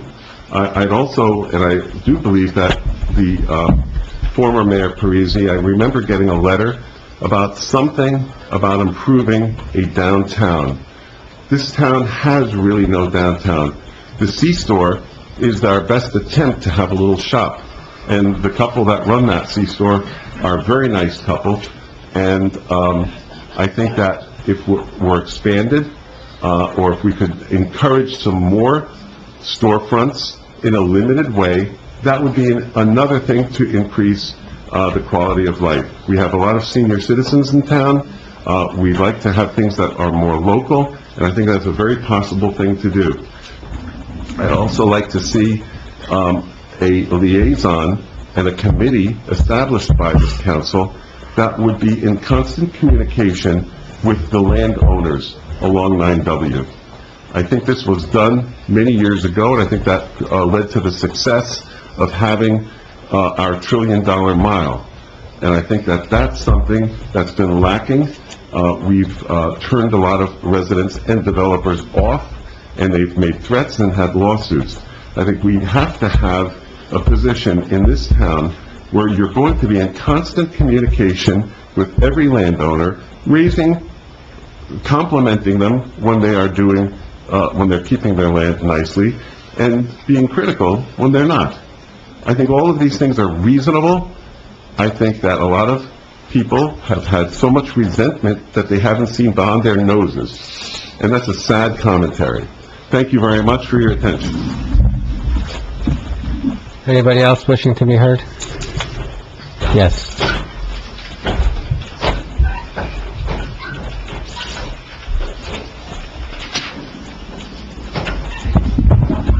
Karen Geiger, is it on? Karen Geiger, Alfred Street. A few things. At the last mayor and council meeting, at the special meeting, I raised a concern about burglaries that were taking place in town. And you told me that was a matter of current investigation and not really appropriate for discussion. It is appropriate to notify residents when there are numbers of burglaries in town. And that is your job as mayor to do that. A week has passed, there have been no notifications. I don't know whether there have been more burglaries or not, but we as residents have a right to know when this is happening, and it is important to know that so we can take measures to make our own properties less vulnerable to crime, such as putting on lights, keeping our alarms on, if in fact we have alarms, locking our cars and making sure they're locked, and all of that caring and caring for our neighbors and being on the outlook for our neighbors is fostered when governments alert residents to problems. Are you intending to send out a notification? Can I comment on that? The mayor has contacted me, and we're going to be working out notifications for stuff like that. One of the issues was that there's a new system in place, and no one was trained how to use that system. Excuse me. And let me finish. Mr. Mayor, Let excuse me, me you finish. have a constant Let me contact finish. list. No, Yeah. excuse me. No, I also want to I update don't you. really- There was a I wanna know major, why there was a you major, haven't used hello, constant there was a major contact arrest residents. made yesterday. So? Okay, there's a major arrest made yesterday. We've stepped up patrols. I'm not going to give you any more details. Excuse me, I'm not asking for details. I'm not asking about whether an arrest was made.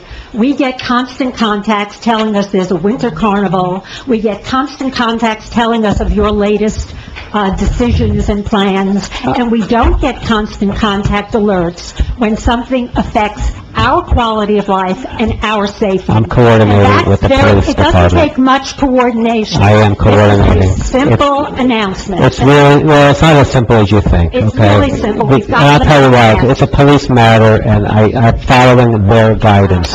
Okay, not yours, not your guidance, their guidance. You know why? Because they're the law enforcement, you're not.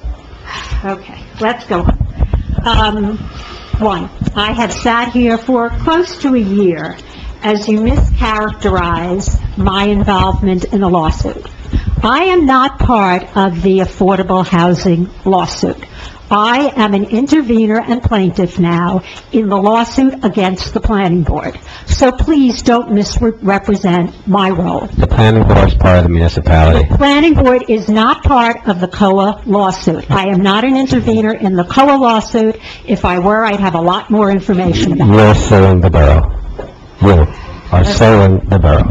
Yes, I'm suing the planning board for failure to, never mind. The failure to do what you want. Number three, as a resident and as someone who has been to court, I want to comment that I think it is extremely inappropriate and offensive that you have taken it upon yourself as mayor to attack the integrity of a sitting Superior Court judge.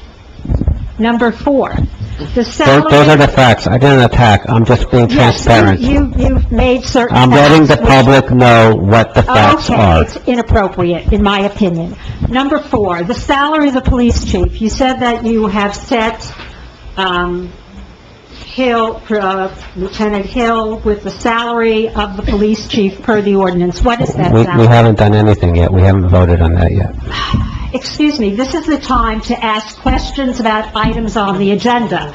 I am asking questions about items on the agenda. I want to know what the salary is in the salary ordinance for the police chief, which you have stipulated in this resolution to which you want Well, to appoint Hill. What I is the salary? believe the total compensation is like $234,000. So for, Hold on. excuse me, That 219? was Chief Chiaffi, and he had added things on. All right, well, What is the amount? the base salary, do you know I what it don't is? know. I believe it's $219. Hold on. Just so you understand, Oh, I understand. we are required to set a salary in accordance with the ordinance. We're required.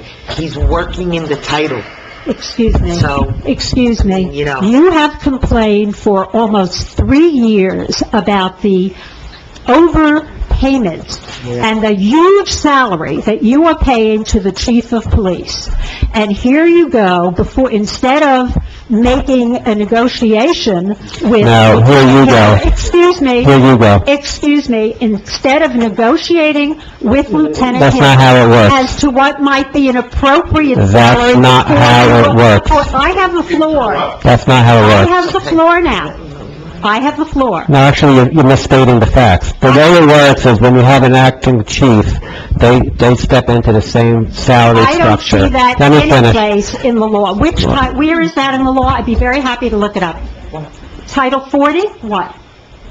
Where does it say that you have to appoint an acting chief into the exact salary of his predecessor, who got following the that advice of salary counsel. with 40 years of, what? I am following the advice of counsel, The advice stating that, of let me finish. Rizzuto? Oh, okay. Well, yeah, I know it's funny to you, but she's actually a very good attorney, and I appreciate all her help. I'm sure you do. So you understand the salary ordinance, the borough clerk just showed me, says $190,000. That's what it says for the police chief. So you're paying $190,000. Excuse me, he's being appointed as acting chief. Let's be clear here, okay? He's not being appointed as chief. I understand that. Because he is the OIC from October, he is working in a title for which he is not being paid. Under the collective bargaining agreement and labor law and grievance procedures, we have several issues of people working out of title. OIC is one of them. Carries over to acting chief. The proposed resolution reserves the right to negotiate if in fact that is, but the way the collective bargaining is structured, every rank has an 8% raise, every rank. We're bound by that. Excuse me, That collective All I bargaining ask is a agreement simple binds us. question, which And is I'm what giving amount of you money? I'm giving you a small little percentage of the work I've already done to look at this, including consulting with the labor attorneys. Whether or not a negotiation can occur with the next chief is top on the list, because frankly, if the chief's salary is too high, every other ranked salary is too high, and we're bound by a collective bargaining agreement. The chief's salary is not in the collective bargaining agreement. Yes, I am aware of that. I'm glad you are. You're only the borough attorney. Yes, Let's I go on. understand. You've given me a salary... That's just nasty, Miss Geiger, please be nice. 190. That's just 190, nasty. So he will be 190. paid 190. He will be paid commensurate with the chief's, the acting I'm chief's asking you position. what you were Yes. pointing him to. Is it 190 or 219? Okay. What is the difficulty here? What do you think it should be? It's not a matter of what I think it should be. I'm Yeah, what do you think it asking should What be? you're pointing him Okay. to. It's not a joke. It is commensurate, it is in the salary ordinance. He will be paid as it is stated in the salary ordinance. What is that number? Okay, the number is 190, I just So you're finished going to telling be you paying that. him 190? Yeah, Thank you. Next. at Miura. this time. Miura. Has anything changed since last week on that? Has anything changed on Miro? Or is this Yes. the same resolution? The same resolution, we're looking to have it approved tonight so we can move on with his disability application.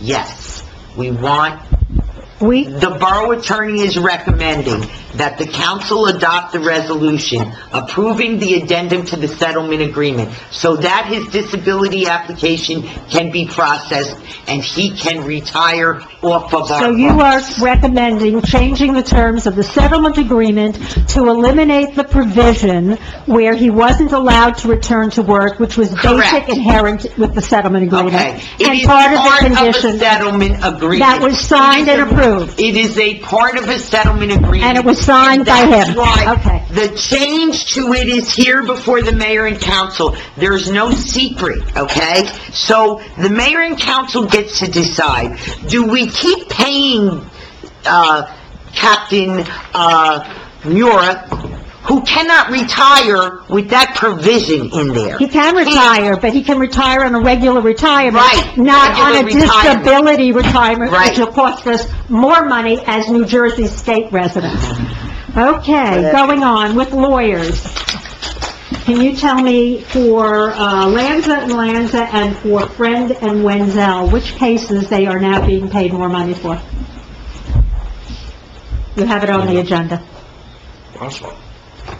Lanza and Lanza is assigned to Boswell. Friend and Wenzel is assigned to the Ellen Park lawsuit that she filed against the Borough of Englewood Cliffs and former council president McMorrow and the mayor. So the I believe extra- that is their final bill, though.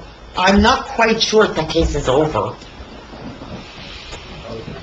You're the plaintiff, do you know? No, but I mean, I believe, I don't vote on that is it a so. final bill? He said he didn't say it was a final bill, but he says the case is pretty much over. Okay, pretty much over. I believe that's his final bill. Or close to his And final Lanza bill. and Lanza is just for Boswell, not for any other related matters. He's not got any other litigations. Boswell Or any other Engineering. related matters. It is solely to pay his bills regarding the Boswell matter. I mean, I'm asking, That's what the resolution reads. It says right on there. Okay, that's how the as long as that's all resolution it's for. Okay. Transfer of funds, engineering services for $20,000. Why were we short? What is this extra money for? Yeah. What was that again? I didn't hear her. $20,000 is being added to the line for engineering services. Why? Well, they went over in the general engineering. Why? Well, some of it's litigation, which would be Mora Road, which is the Boswell.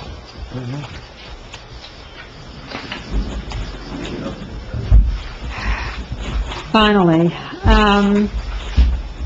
just want to make a comment that I think it's inappropriate, again, for you as mayor to attack any resident when residents come up here, such as Mr. Morfessus, or anybody else.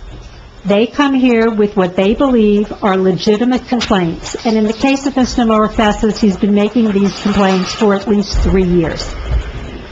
And I think it is reprehensible for you to have researched his background, because his background has nothing to do with the validity of his claims here and how that affects him as a resident in this community. Thank you. If you seek equity, do equity. No. All right, that's enough. That's it. Served his time Anybody else? for whatever was there. Anybody else? If there was. I'll be like the mayor, get paid to do nothing. No, you already went. Anybody else? Okay, closed. All right, can I have a motion to close the public portion? All in favor? All right, let's do the minutes. We have, many, I gave it all out today. can we do it? No, you can't. Well, They can review. Yeah, do you want them, why don't you explain to them if they were absent and they should... My preference is that we do them all at once, and if you're recusing, state the ones you're recusing from. okay, that's fine.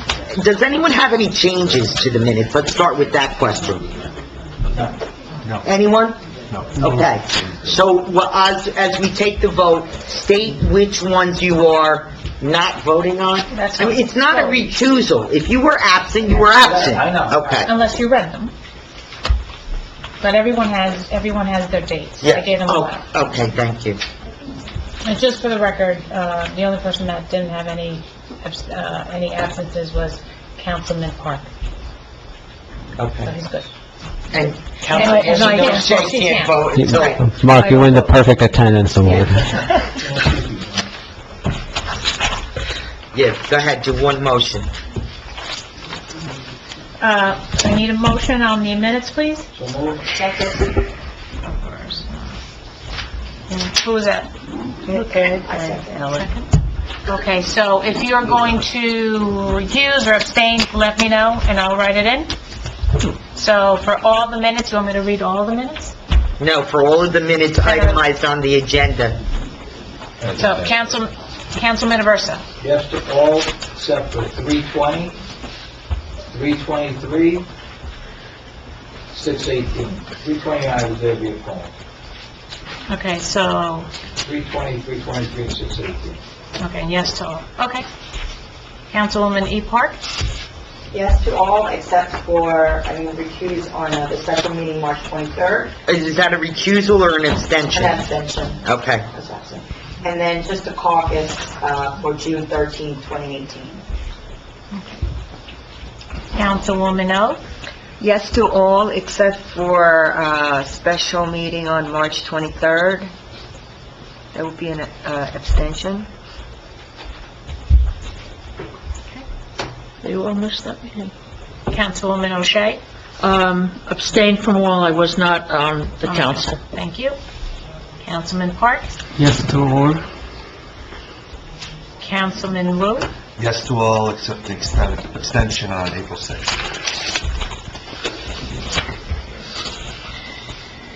Okay. Okay. Next up is Resolution 18-261. It's the payment of claims for the period of November 30th, 2018 through December 12th, 2018. The total of $2,142,739.98. Have a motion to approve that. So moved. Second. Have a roll call, please. Councilpersons Aversa? Yes. E. Park? Yes. O? Yes. O'Shea? Yes. M. Park? Yes. Wu? Yes. You want me to continue, Nate? Resolution 262, authorize not to exceed increase for Labor Council Ruderman, Horn, and Esmeralda. I need a motion. So moved. Second. Councilpersons Aversa?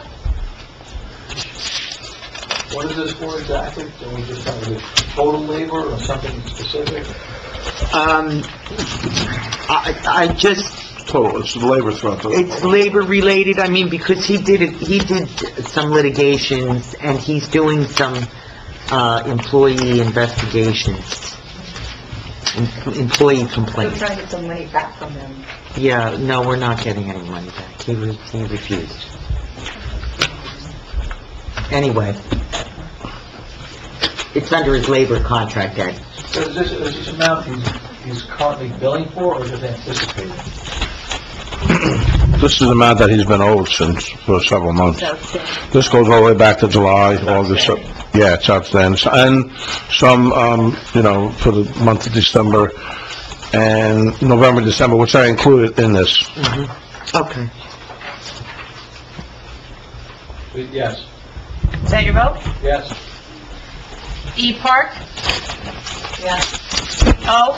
Yes. O'Shea? Yes. M. Park? Yes. Wu? Yes. 263, authorize not to exceed increase for Special Counsel Brandon Wenzel. Need a motion? So moved. Second. Councilpersons Aversa? Yes. E. Park? Recuse. O? Yes. O'Shea? Yes. M. Park? Yes. Wu? Yes. 264, authorize not to exceed increase for Special Litigation Counsel on Affordable Housing. I need a motion. So moved. Second. Councilpersons Aversa?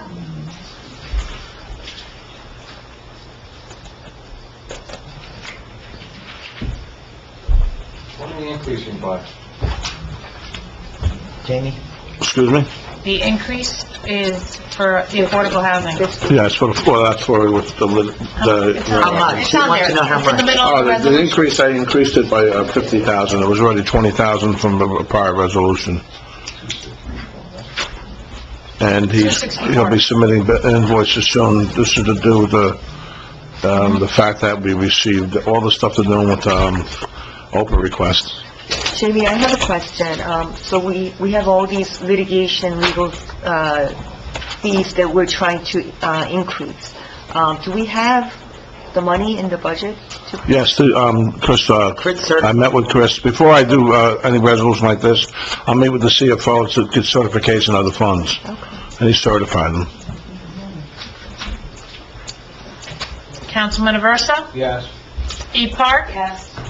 O. Yes. O'Shea? Yes. M. Park? Yes. Woo. Yes. 265, authorize not to exceed increase for special counsel Lanza and Lanza. Motion? So moved. Second. Councilpersons Aversa? And this is for Boswell, correct? Correct. Yeah, and that's coming up on trial and et cetera, February? Yes. E. Park? Yes. O. Yes. O'Shea? Yes. M. Park? Yes. Woo. Yes. 266, adoption of personnel manual and employee handbook. Need a motion? So moved. Second. Councilpersons Aversa? Yes. E. Park? No. O.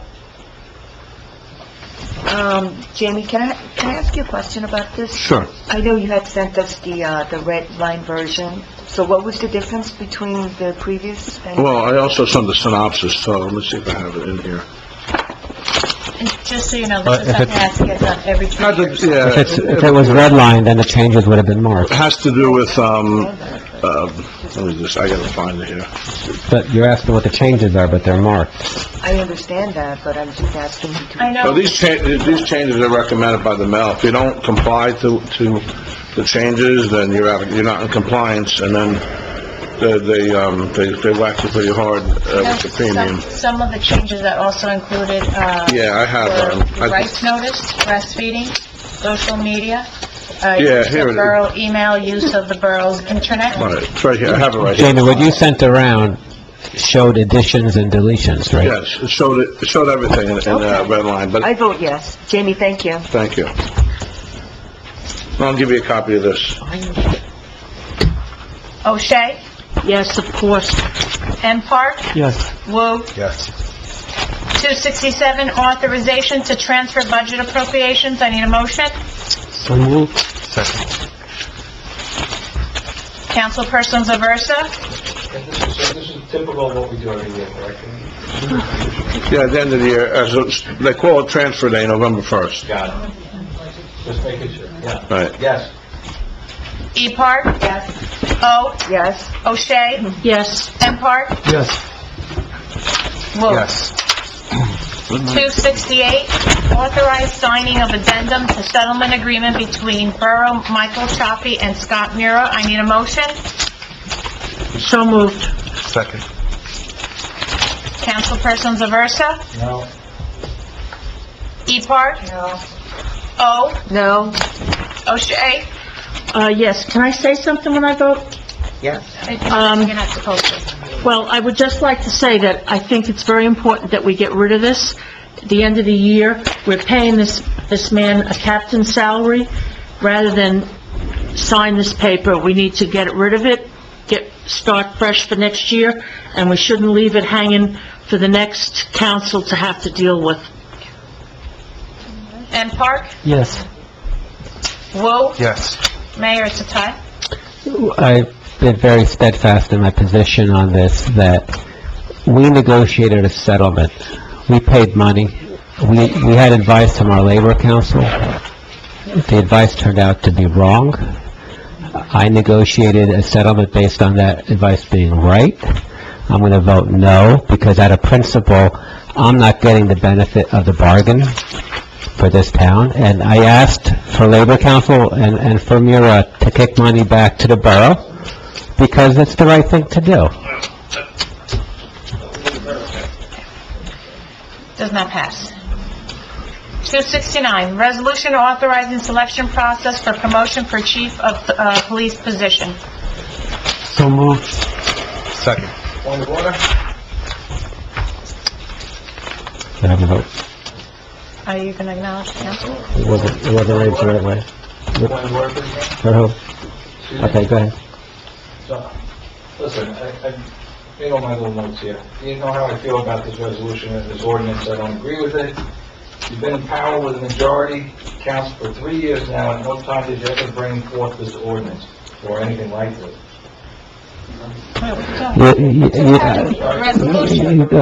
No, we're not. Resolution. That was beautiful, Ed, but hold your thought, because that's not the one that we're talking about. I'd like to wait till I get to that one. Okay. I got a preview. We have a point of I got a preview, but we should also add in that I never hire anybody that paid us. Okay, keep going. That was beautiful, Ed. I don't have a 269. That was the one that Anne Marie handed out in closed session. Well, in closed session, it was assigned a number of 272, I believe, but it's really 269. I have 269. We have a 273? We have a 273. This is 269. Really 269. 269 for the police. Appointments and promotions? Yes. Yes, Process. There's 3 pages. it's 269. I got it. Okay, so let me read it again. What happens when We have a motion and We a have a second. motion and a second for resolution authorizing selection process for promotion for chief of police position.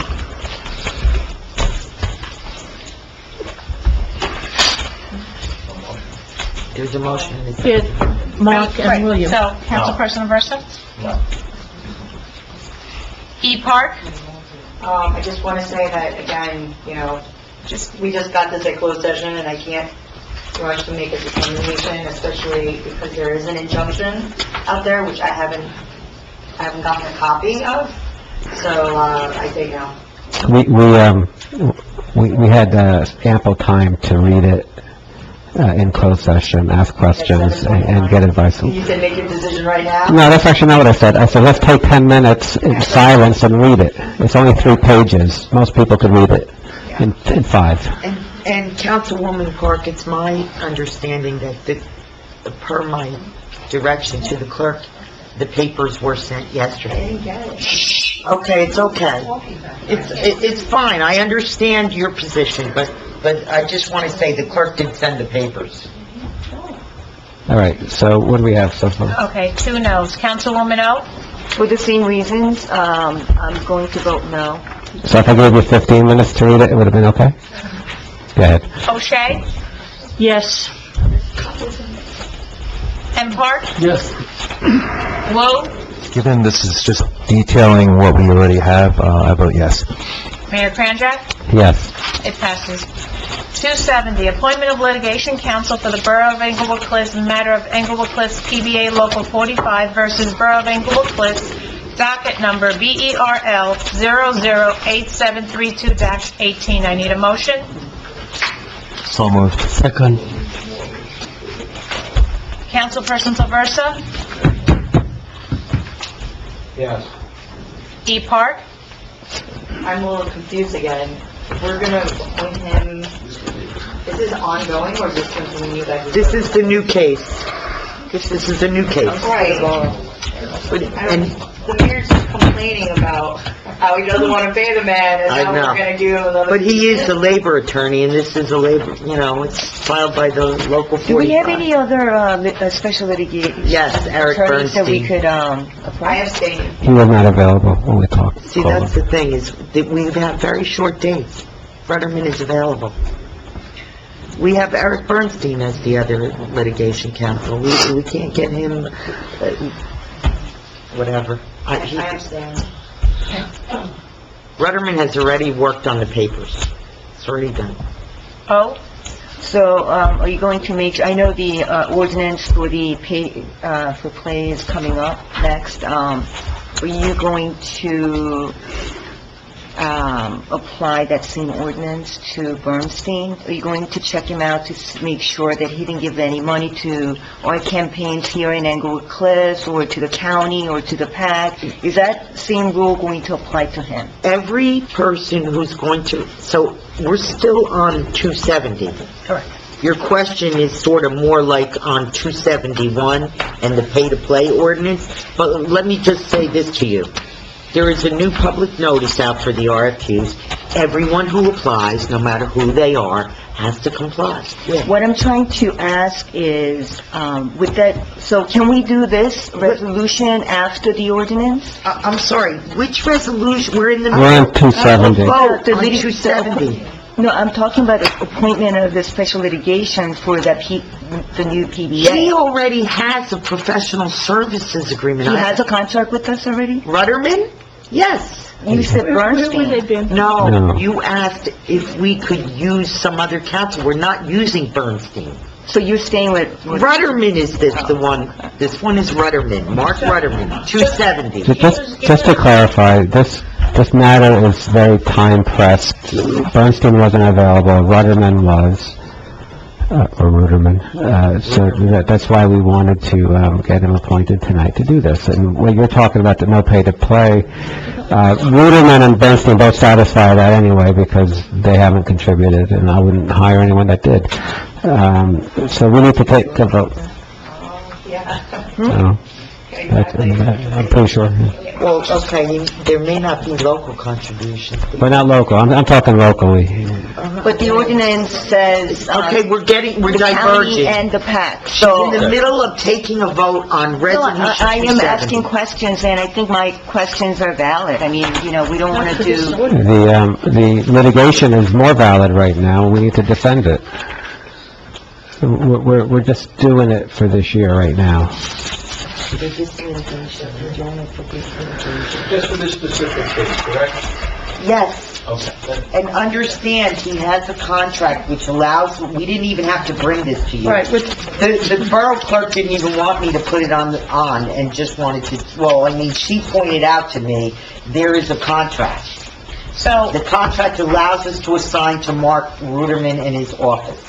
That's what we're doing here. His agreement for the beginning of the year, he was appointed as labor counsel. And his agreement says that within the year, assignments that are given to him having to do with labor, he will take care of it. So this is just an extension solidifying that he's being appointed to this particular case to take care of. That's it. Okay. Okay? Councilwoman O? Yes. O'Shea?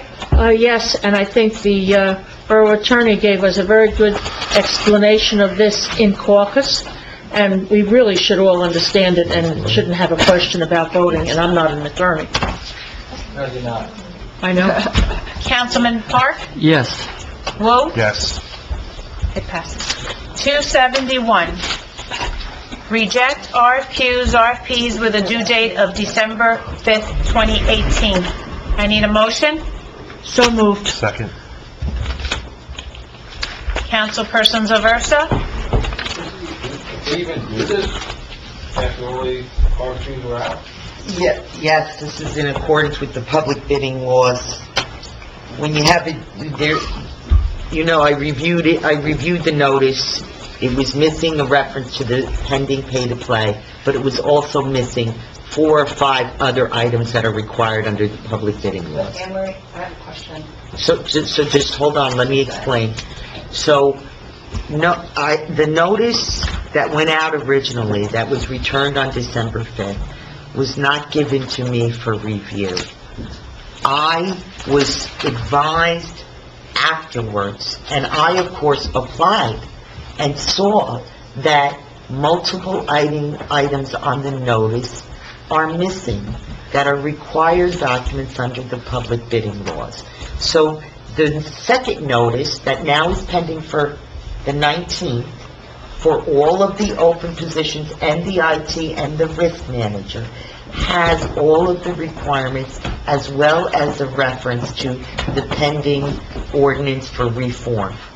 Well, that's not what we're talking about. We're not so what talking do you- about missing items on the advertisement. Yes, We're but- talking about serious problems of putting the RFQs out there and then introducing an ordinance that would preclude certain people from getting the appointments, and you're now re-advertising, and you're adopting it on the same day. I think you just... This is totally not... One at a time. Many different One at a time, please. Many different levels, Anne Marie, and you know it. Please You know explain it. to me what you're talking about. Because she actually, Don't Anne Marie act like you actually... don't know what I'm talking No, about, because I know you don't feel comfortable. Re-advertisement.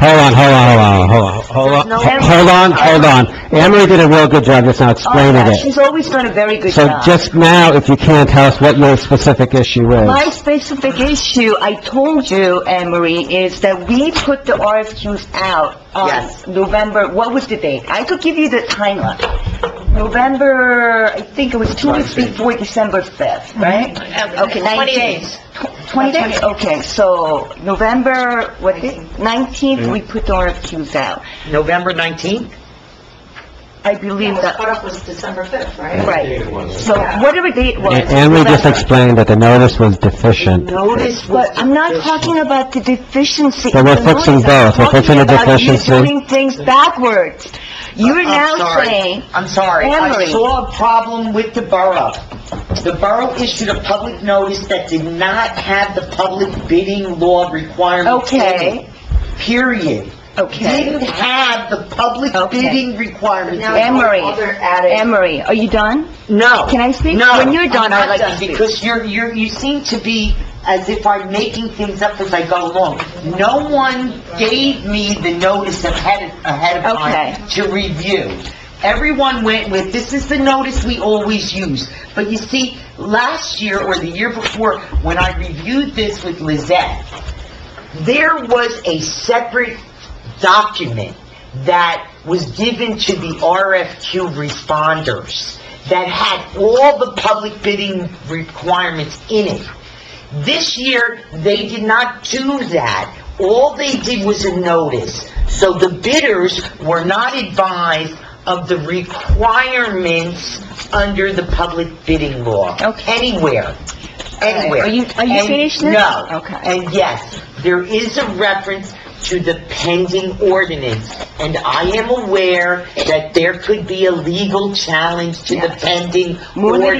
litigation, yes. I don't quite know why you're talking about that as far as the notice is concerned. Okay, Anne Marie, number Okay, one. because that's an ordinance challenge. Yeah, we didn't have a second reading on the ordinance. It's like you're... No, we're doing the adoption today, but Yes. you're re-advertising on the same day. I'm not with the future place, re-advertising, or- the re-advertisement of the advertised? RFQ went out last week.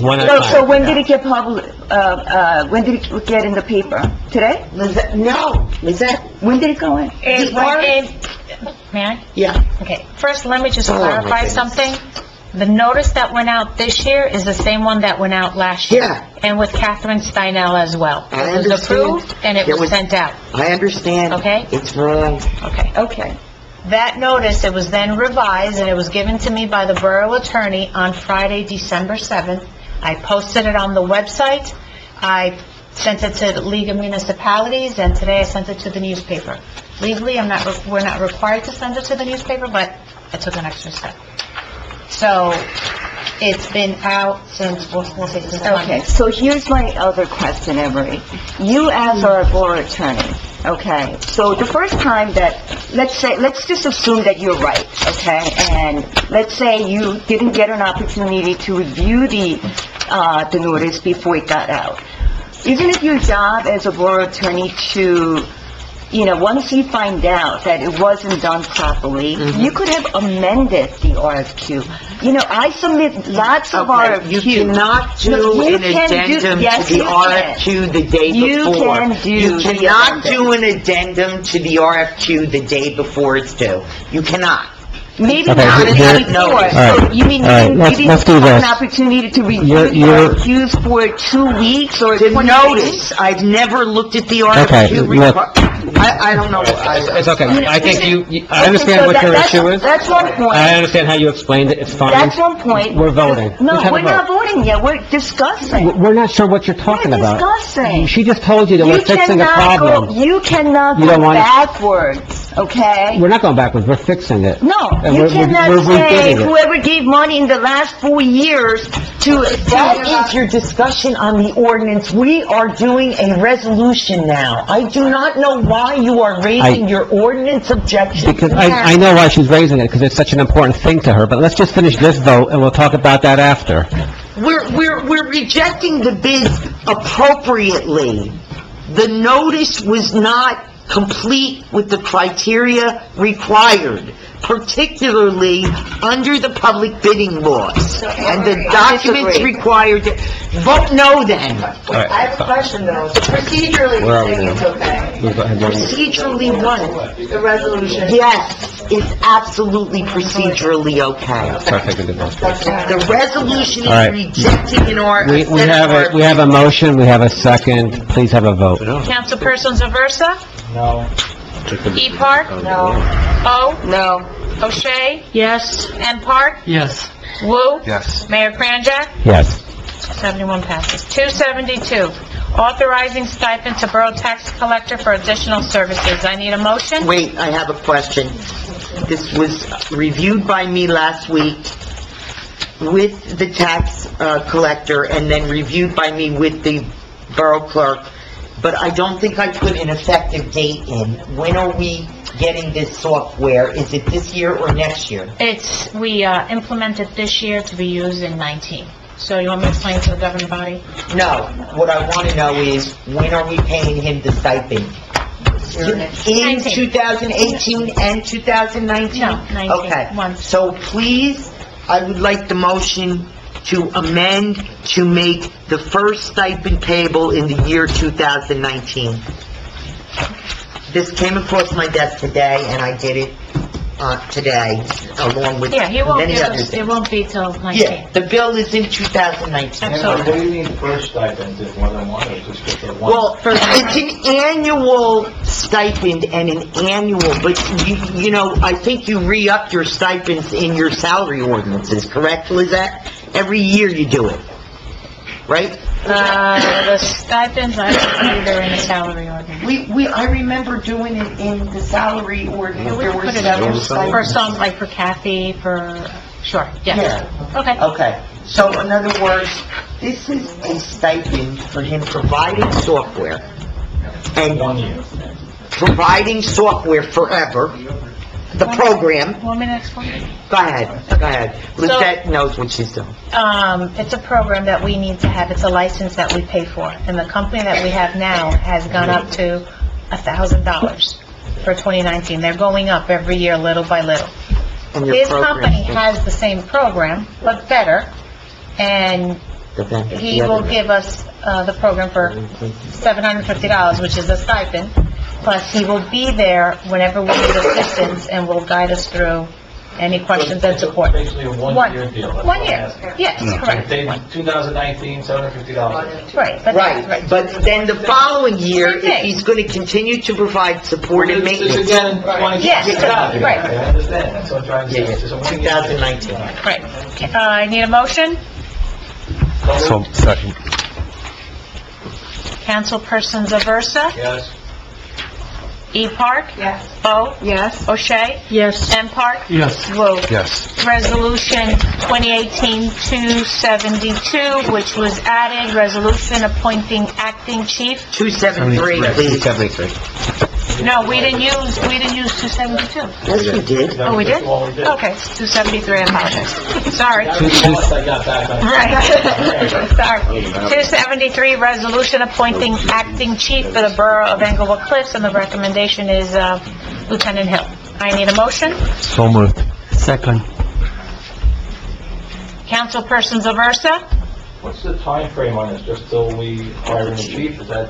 Yeah, I mean, interim is it actually is sort of by operation of law. When you appoint a new chief, the acting chief is no longer the chief. You'll have to deal with it, though. You know, if it's not him, you have to deal with him, he's back as a lieutenant, or he gets whatever. But, yeah, the acting chief title disappears by operation of law. Anne Marie, I have a question just on the salary. Is it from this point today until December 31? Oh, it's pro rata. No, we'd be back.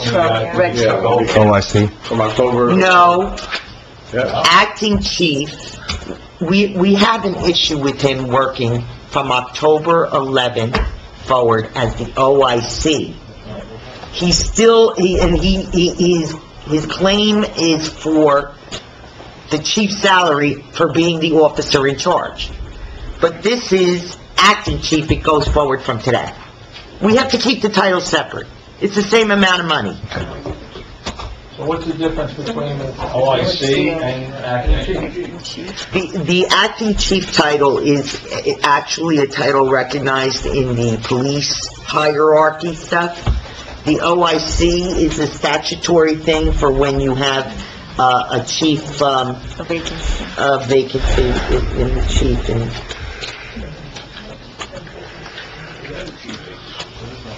yeah, we do have a vacancy. So, wait, can I ask you a question? But understand, we're not doing this as a vacancy.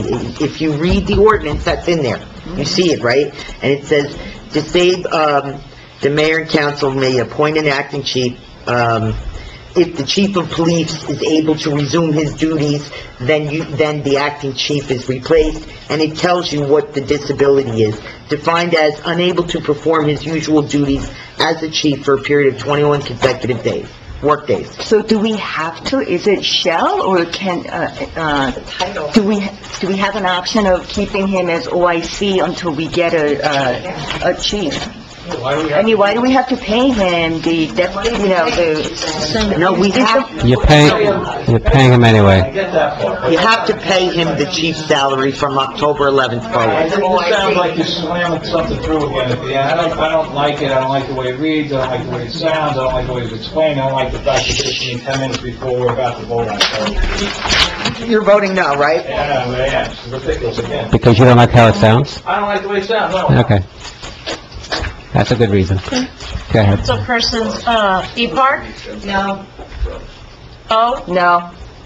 O'Shea? Yes. Make any sense. M. Park? Yes. Wu? Yes. Mayor Kranjak? Yes. And that, yeah, it passes. I also want to add that in 3 years of being mayor, there has been 2 periods of time when I've actually was met with overwhelming cooperation, respect, and somebody who was very professional. It was when Deputy Chief McMorrow was the officer in charge, and the last several months when Lieutenant Hill's been in charge. And I've reiterated all those issues and reasons in the past regarding Officer Hill. I think he's done a fantastic job. Excuse me, Ms. Geiger, I'm actually speaking up here. If you want to have your conversation, go to the parking lot and come back.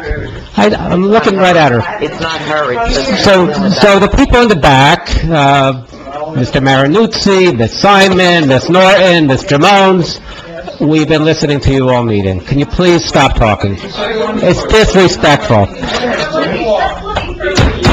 So what I want to say is, I want to publicly thank Officer Hill for coming into a very difficult situation that he did not cause. In fact, throughout his tenure as lieutenant, we've seen actual professionalism from him at every turn. And what's really great is, even on the recordings, we hear him actually recorded by the chief, where Lieutenant Hill is actually doing the right thing, saying the right things to the chief, and he's to be commended for that. And I hope this council remembers that he's actually helped us tremendous. Ms. Norton, really, you're going to get thrown out of here, then you're going to be complaining, so I'm in the middle of a discussion here. So, you're out. You're out. You're out, really. You're out. Leave. Leave. It's disrespectful, because I was actually complimenting one of our officers, and if you had an ounce of respect in you, you'd listen to someone get complimented, okay? Thank you. Okay. Yeah, of course, because everything's been humming along very nicely for the last 2 months. All right. No, but you caused the problem before, and you caused the town. Excuse me, Oh, my God. You're gonna make that. You get out. Okay. Oh, my God. Officer, please remove Mr., what's your name, Di Gregorio? Mr. Mayor, with you first, Mr. Mayor.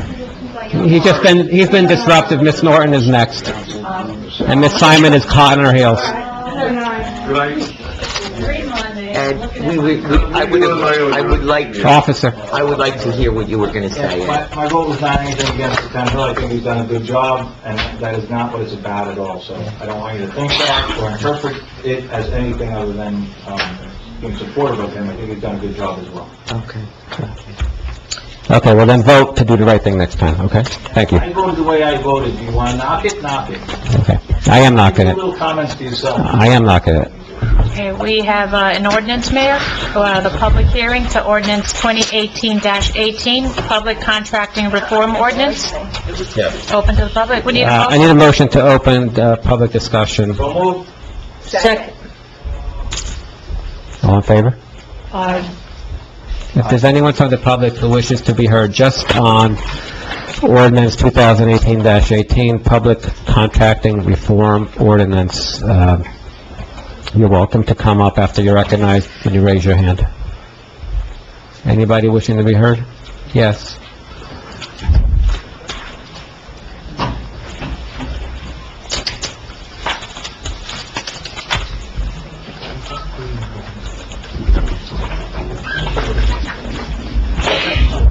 Lauren Eastwood, Four Willow Drive.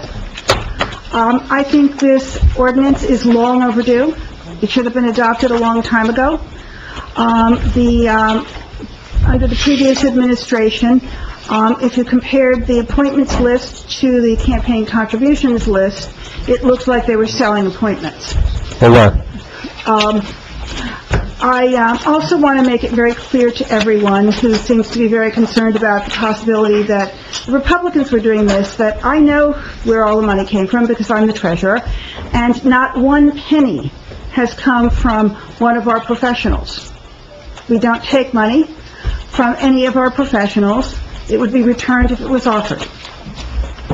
You good with that, Mr. Marinuzzi? You got problem with me? Yes. No, you gotta come up. If you wanna come up, you come up. We have no agenda. Could you explain to us what this is about? The agendas ran out? Mayor, I was told there was some correspondence sent about the RFQs. Do we have that? Yes, we got three correspondences from three different people who applied for the RFQs. And Jamie wanted to send it out. I said I haven't even looked at it yet. We were busy all day, and he has it to send to you. So what, we can get it after we see? Do you want it? This ordinance, does that make Well, any sense? okay, No. Something in there that we all need to see. No, you're right. After go back there, but borrow a whole Sunday. So I suggest we table this until the next meeting. No, I'll tell you what it was, and I'll paraphrase. It was three people. Paraphrase. It was, Okay, well, here... I have the floor. I have the floor. Well, Jamie, you're supposed to put it on there, but, hold on a second. That's transparency, right? Wait. Address to the mayor. Mr. Aversa, Can you speak out? well, let me speak. There were three letters received, two people who were objecting to this ordinance, not surprisingly, were former appointees by the former Parisi mayoralty. So it's not surprising that they would object to a no-pay-to-play ordinance. And then the third person, I don't know who that was, but... Yeah, I don't know who she is either. But that's basically in the crux, they were objecting to it. And there were, It's illegal. James, did we address to the mayor? if it's... Well, let me ask you, hold on a second. In principle, Gloria, do you object with people not being appointed if they've made political contributions which are perceived to actually buy that office? It's people's Yeah, natural right. It's a yes or no. To their But political... this is you, Gloria O. Are you okay with people buying their offices? You know what? Nobody's buying their appointments. I Are you okay with people, being... You're such a weenie, really, you're such a weenie. Well, that's I'm gonna ask our borough that's attorney. very mature, Councilman I Aversa. want to hear her opinion. That's very mature. You should really go wash your mouth out with soap. If you're going to be a representative of our town and its people, speaking like that from a very solemn dais, Director, I want to hear from... you should be ashamed of I yourself. want to hear her opinion on this ordinance. Okay, so this is a reform ordinance for the purpose of prohibiting contributions of pay-to-play. I'm not aware of the United States Constitution guaranteeing the right to contribute to political parties. You don't think people could contribute to... No. I think you're confusing what the Constitution says. I didn't say Constitution. I said Constitution. Yeah. People are And free to give money. They're free to give money, and we're free not to hire them because they give money. And the state of New Jersey in 2006, hold on a second, please, Ed asked a question, right? I'm trying to answer. The state of New Jersey has the pay-to-play. The state of New Jersey authorized local municipalities to issue pay-to-play reform. That's what this is. There are differences in this ordinance that are more restrictive than other ordinances that I have seen in this state. Here's the restrictions. Most ordinances limit contributions to political parties, county and local, if they are $300 or more. That's what's limited in most towns. This ordinance has a zero limitation. I happen to think that will pass legal muster. This ordinance is different, but, I fully expect a legal challenge, and there is a legal valid argument for saying this town can have $0 if they want it. It's not the money. I don't expect a legal challenge, because it just puts a spotlight on the nonsense that people want, including you, Gloria. People who, like yourself, and everybody on that side, who pay $13,000 to their own campaign, can run, right? According to your theory. It's my family that makes me rich, not money. So that really makes sense too, right? Yeah, if you can't afford to run, then sorry. No, you can't actually, run. you guys have been part of, you're very upset about this. It's funny how, the Democrats are very upset, but the Republicans are very calm. You know why? Because ethically, we didn't have to do this. Right. We always refuse to hire anyone who made any contributions, so.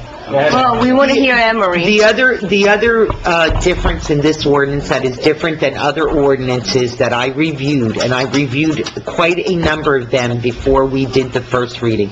The other difference is that this ordinance goes back in time 4 years. The typical ordinance goes back in time 1 year. Whether or not that will withstand a legal challenge, I don't know whether it will actually withstand a legal challenge if one is made. They're not going to challenge it. It'll be too embarrassing for them to do that. I understand. But this is public, by the way, You already got 3 letters. You don't think people are going to challenge? by the way, this is the quality of the letter too. By the way, this is public portion, so I want to hear from the public. We're in the public portion. You had your hand up? We were talking of taking a vote. We did not close the public portion. Would you want to speak? Yes. I didn't know we were in the public portion. Yeah, we are. Yeah, we are. We're in the public portion. Let's keep track of where we're at. I just want to say that the time period, okay. She's tired of listening. I'm with you, this is ridiculous.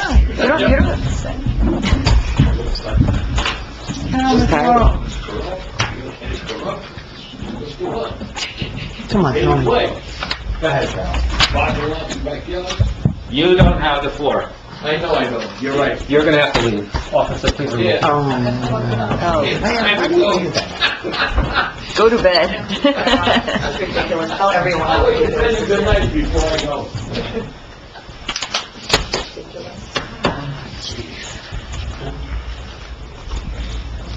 Carol McMorro, 489 Summit Street. I'm going to comment on the ordinance, Mayor.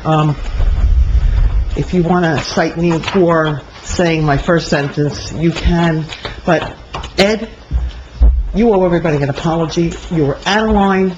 I find that word really offensive. Act like a council person. You should not be calling him weenie. It's disgusting. It's disgusting. Do you know what that even means? You know, I don't even want to go there. Let's just stay on business. Conduct yourself, please. It's pejorative. Go ahead. It's enough, guys. It's enough. Just get thorough work done.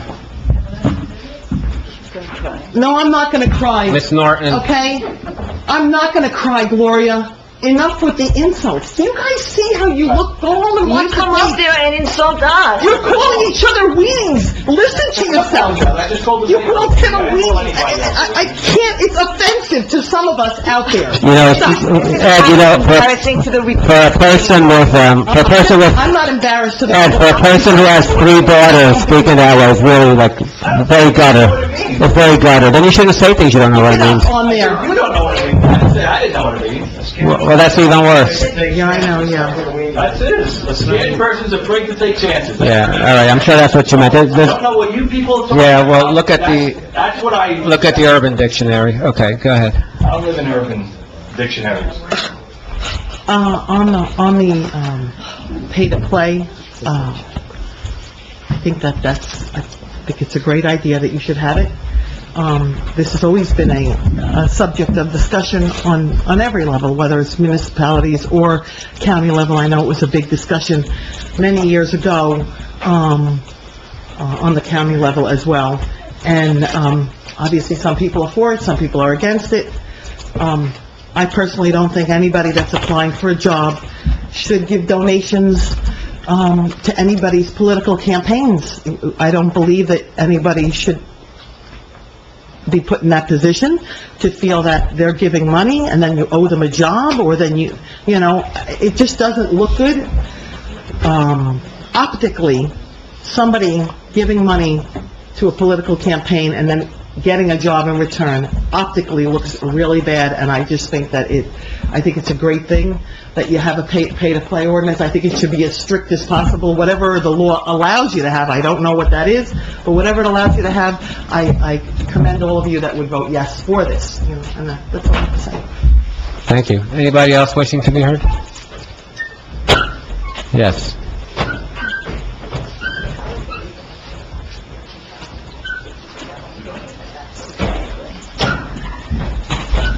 Deborah Sabari, 106 Hollywood.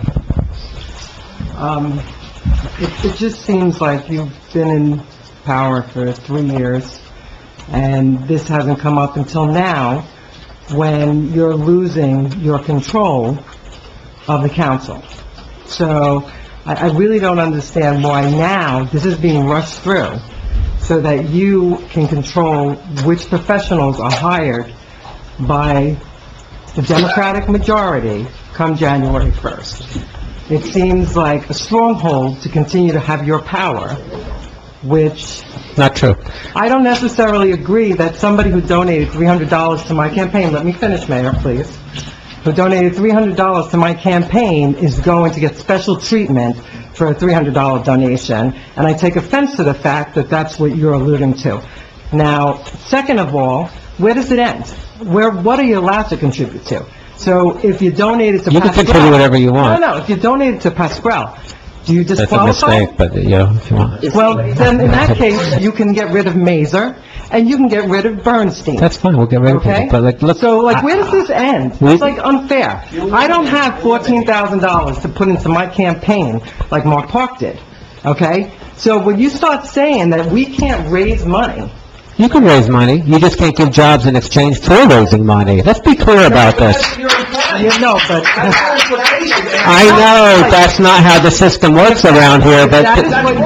If that's what this council as a whole, Mayor, if that's what this council as a whole votes on, and that's what they want to see, Clean it up. okay, then it should be going forward. It should not be going backwards. So I'm not necessarily No, saying... it's right now, it's right that- now. We're appointing people in January, it's going to apply to them. Well, I understand. That's that going you're making forward. rules today that affect the future board, okay? I was actually surprised that we didn't have it. So when I Oh, found and out... for 3 years? You didn't realize that? Because no one For 3 contributes to my years, campaign. It wasn't an issue, but today it's... Yeah, that's right, swell, Okay? yeah. So, I mean, if this is something that you want to look at, it should be looked at going forward. You So, shouldn't look let me ask you a question. Do you agree with the principle? I don't agree with the principle totally. I think there should be a limit, but I don't think it should be zero. Okay? I Sure. think it should be more like 300, and I think it should be going forward. I think you're going back 4 years because you're trying to tie this Democratic council to things that, you keep complaining about that Joe Parisi did. I'm just Well, draining my little swamp here, and this is a big part of it. It's really offensive that you call this town a swamp. No, look at, Really? I mean, think about it. look at politically what I've gone through for 3 years. That's like a Chaffee property. That's a swamp. Okay. Well, he donates to Democrats, so you should feel good about it. You dropped something. You dropped something. Yes.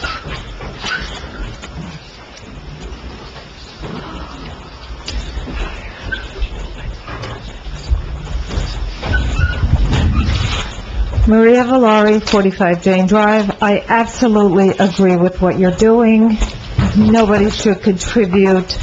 If they're looking to get a job in a municipality, they should refrain from contributing, and I agree with it. Thank you. Thanks. Anybody else? Yes, Ms. Geiger.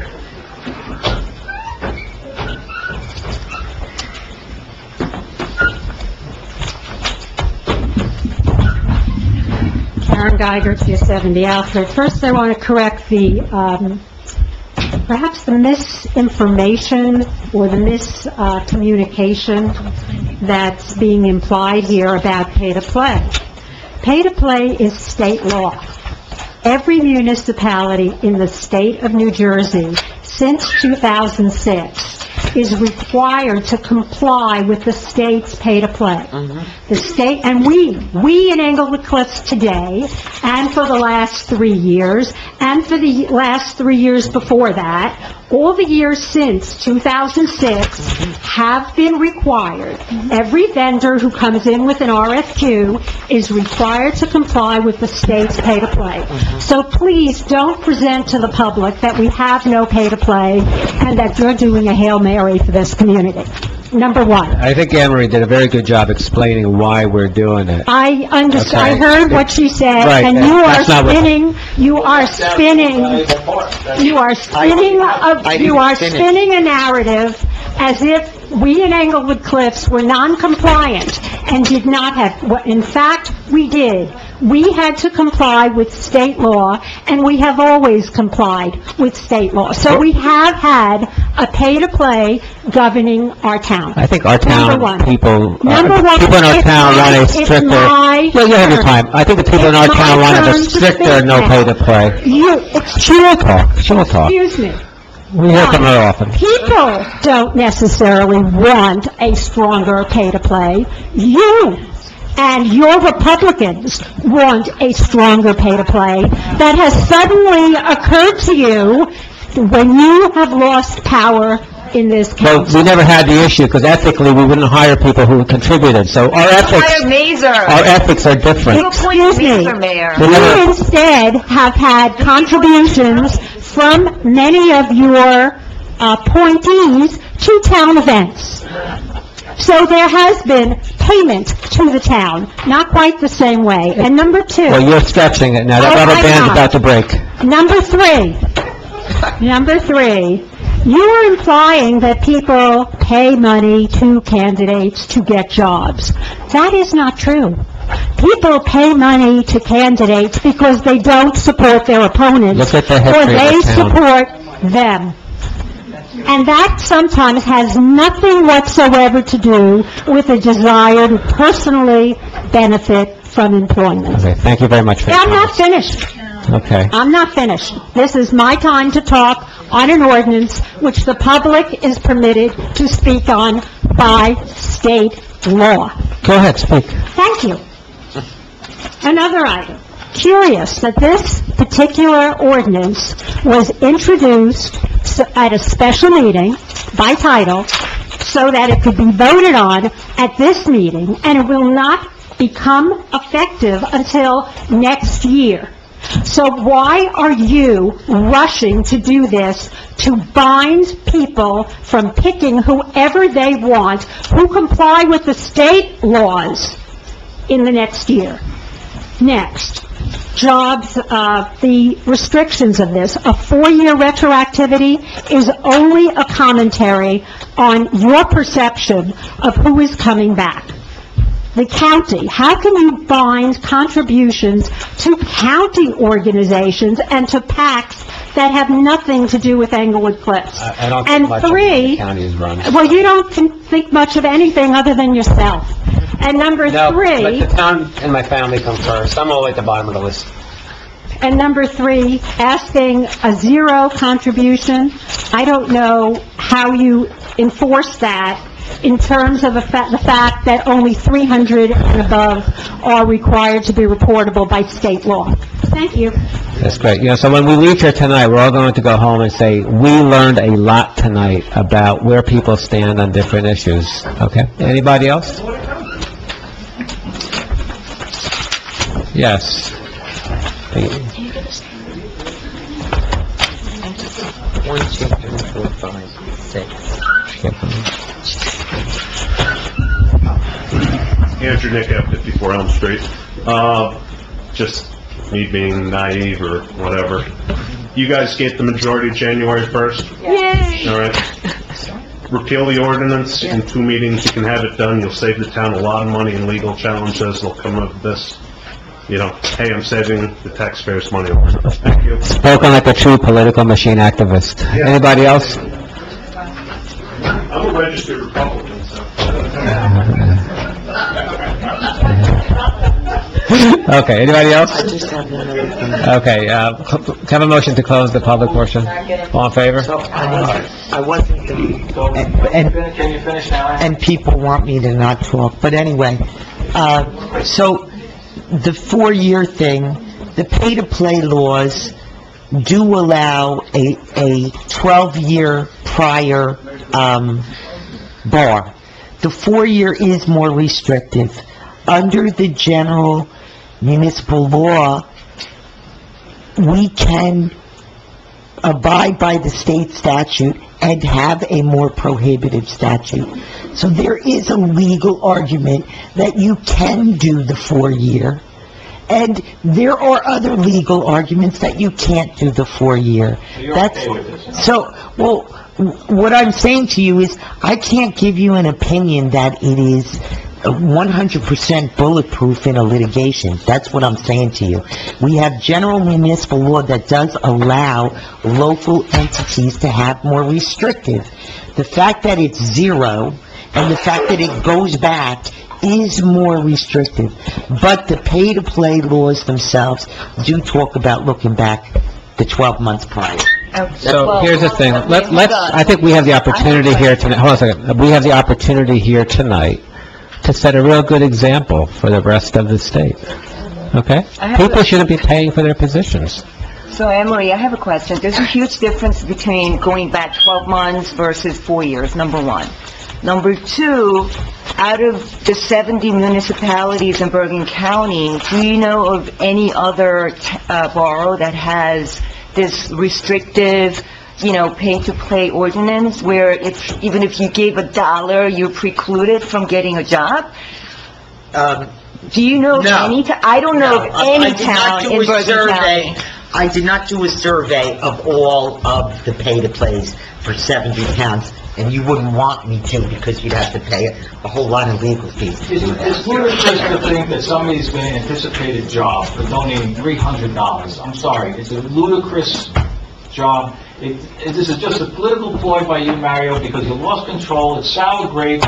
We're just going to repeal the ordinance and start all over again in January. You're going to cost the taxpayers more money because that's what's going to happen. I'm telling you what's going to happen in January. So I'm giving you a little heads up, so you know. And eventually, we're going to appoint the people that we want. You're free to vote however, you are free to vote however you want, but historically, this town has been rife with corruption, and this is one of the reasons, okay? People have voted for change. We like to give them the change, allow us to do what we think is right, because that's what they asked for. The ones in the back row there? Everybody. You pointed to them, I think it was pretty funny. You voted for it, not Yeah. for us, you voted for yourself. Okay, there we go. So, that's what I'm asking. Table this ordinance, bury it, and let it go, because it's gonna be repealed come January anyway. I'm telling you. You're free to do whatever you want, but that was very good, Ed, because you did that without any kind of foul language. I appreciate that. Thank you. Okay, so, I have another question, Mayor. So, I know where you are with this ordinance. I'd like to hear from Councilman Park and Councilman Wu, what they think of... How about Councilwoman O'Shea? Okay, maybe, Mary too, after they speak. I'd like to hear from that side of the room. I'm actually calling for a vote, and then No, you'll hear no, where they stand when they vote. No, we're having a Let's discussion. have a vote. No, We're having a discussion. I'm bringing the discussion to... Joe, what's your opinion on Go this? ahead, guys. Let him speak. Anne Marie, can you elaborate further on the 12 years? You said that's 12 months. 12 months, right? Okay, so it's 12 not... years sounds good. 12 years is even longer. Okay, so your opinion on the time frame is that you don't know, right? It could go either way. I don't know that the more restrictive time period, more restrictive, I don't know if it would withstand a legal challenge, that's correct. The one thing I can say is the pay-to-play state statutes and other ordinances that I've seen apply for the 12 months prior to the appointment. That's what they do. That's the guideline, 12 months. Right. Right. And this ordinance is for the past 4 years.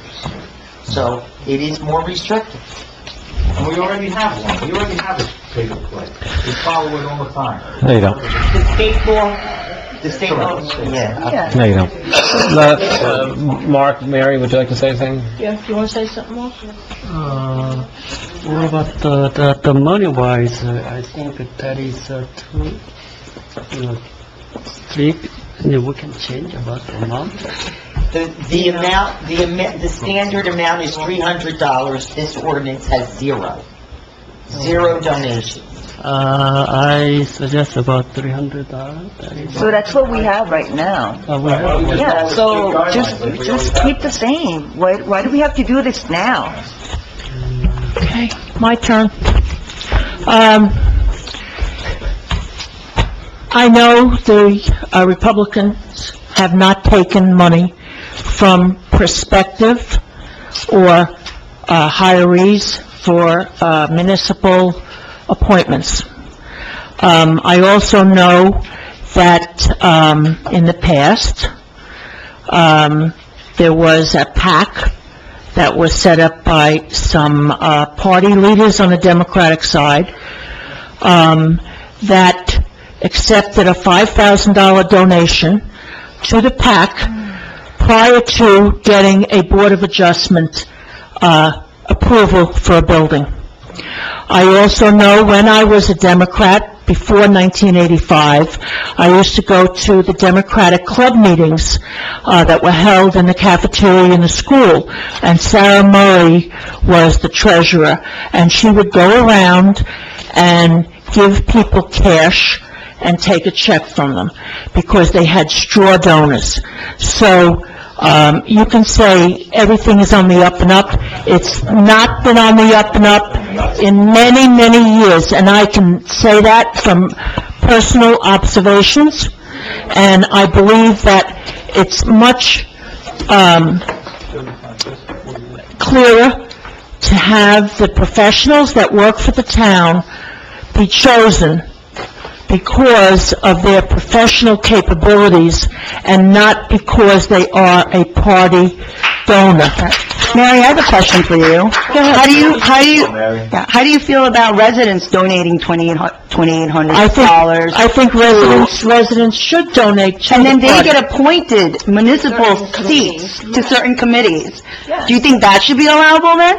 They're unpaid. I think that residents that live in the town can contribute to the party of their choice, okay?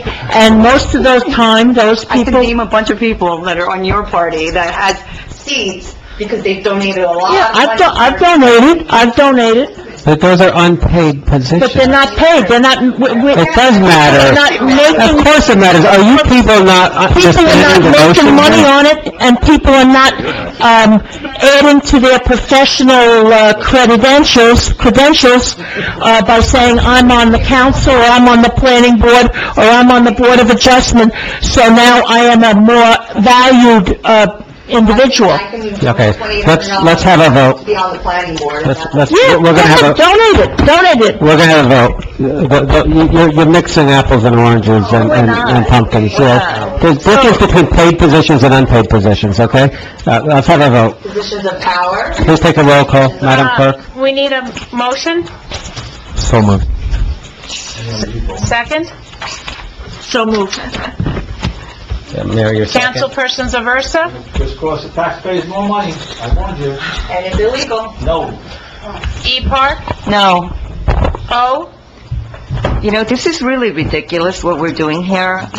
You're just trying to take the power away from us, you know, to delay, well, you know what? After we repeal it, Mayor, with all due respect, we're going to be appointing the people that we want in. By you adopting this ordinance, you know, what engineer in the state of New Jersey has not given any money to the county? Find one. PAC.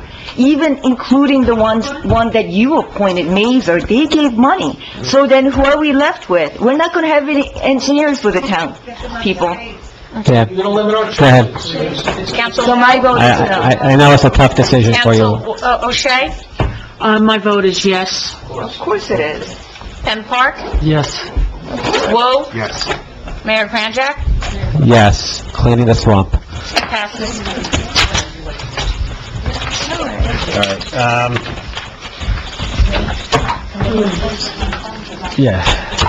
Anyone have committee reports? Council member reports? No. No. All the new business, review of best practices? I don't have a committee, but I would like to say something. Go ahead. The emails that are flying back and forth between the council people on the borough's email server are very disturbing. And they're disturbing because they're not respectful, and they, continuous. You know, again, you are not the authority to declare a conflict. I am sure you really thought so. There would be a court order so that your firm would proceed, so you could try to get paid for it. And then, counting... The agenda that got taken off, by the way. Oh, I'm just reading the email, and the email only came yesterday, so it was apparently, very fresh in your mind. And I didn't say who said it, so you owned up to it. You owned up to it. And,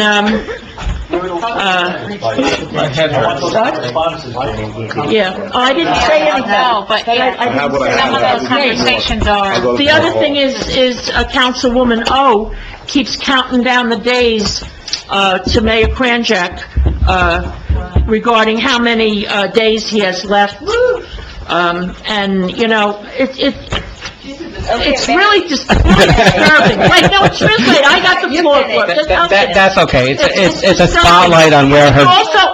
It's also disturbing when you and Ellen constantly scream, and you do scream, and talk over each other. You don't keep a level, even tone. You know, you should have more stature than that. Okay, I have a question. What about when the mayor screams? Well, that's only because I'm trying to get things under control when you guys are lighting your hair on fire. That he sends to us. Mary, where are those children? Yeah, okay. Where is it, Mary? Look, Gloria, let me answer your question. I gavel, because you're out of control often, and I have to gavel. I have nothing else to do. I mean, I can't kick the table, I gotta gavel the table, so, we could all do better, I admit. Thank you, Mary, for pointing that out. I also, I actually want to thank the senior citizens for inviting Nancy and me to their, holiday/Christmas, Hanukkah, party. It was very nice. We enjoyed it, even though we're not eligible to be members yet. We appreciate the invitation. So, it was very nice. It was at the Clinton Inn. Mary organized it, and we swore in the Senior Citizen Club officers. I know you guys don't want to listen to this, Gloria and Ellen, but it was very nice. Thank you. Anybody else have anything to Any add? committee reports? I don't have anything. I just want to thank the police department. We had intruders sort of roaming around our house 2 weekends ago, and the detective bureau did a great job. My daughter spent about 3 hours in the police department sketching somebody who I think was caught a day ago. So just want to thank specifically Lieutenant Wicker as well as Captain Murphy. They did a very good job. My daughter felt very safe in the police department, so thank everybody that's involved in the Detective Bureau. That's it. We need to review the best practices. Any questions or concerns? None? No. Okay, and final announcement, it has been decided that the reorganization meeting? I will let you know tomorrow. Okay. Do you want to say potentially? So potentially right now, it's December 5th at 11 a.m. January 5th, sorry. And you've got Can Sunday. you make it later in the day on Saturday? I can't, unless you said you can't do Sunday, correct? No, 2 o'clock or 3 o'clock? I'll check. So it might, or Friday. Or Friday, well, I'll let you guys know. Thank you, everyone, for being here. Can I have a motion to adjourn? So moved. Second? All in favor? Aye. Mayor? Very welcome. Welcome to our council.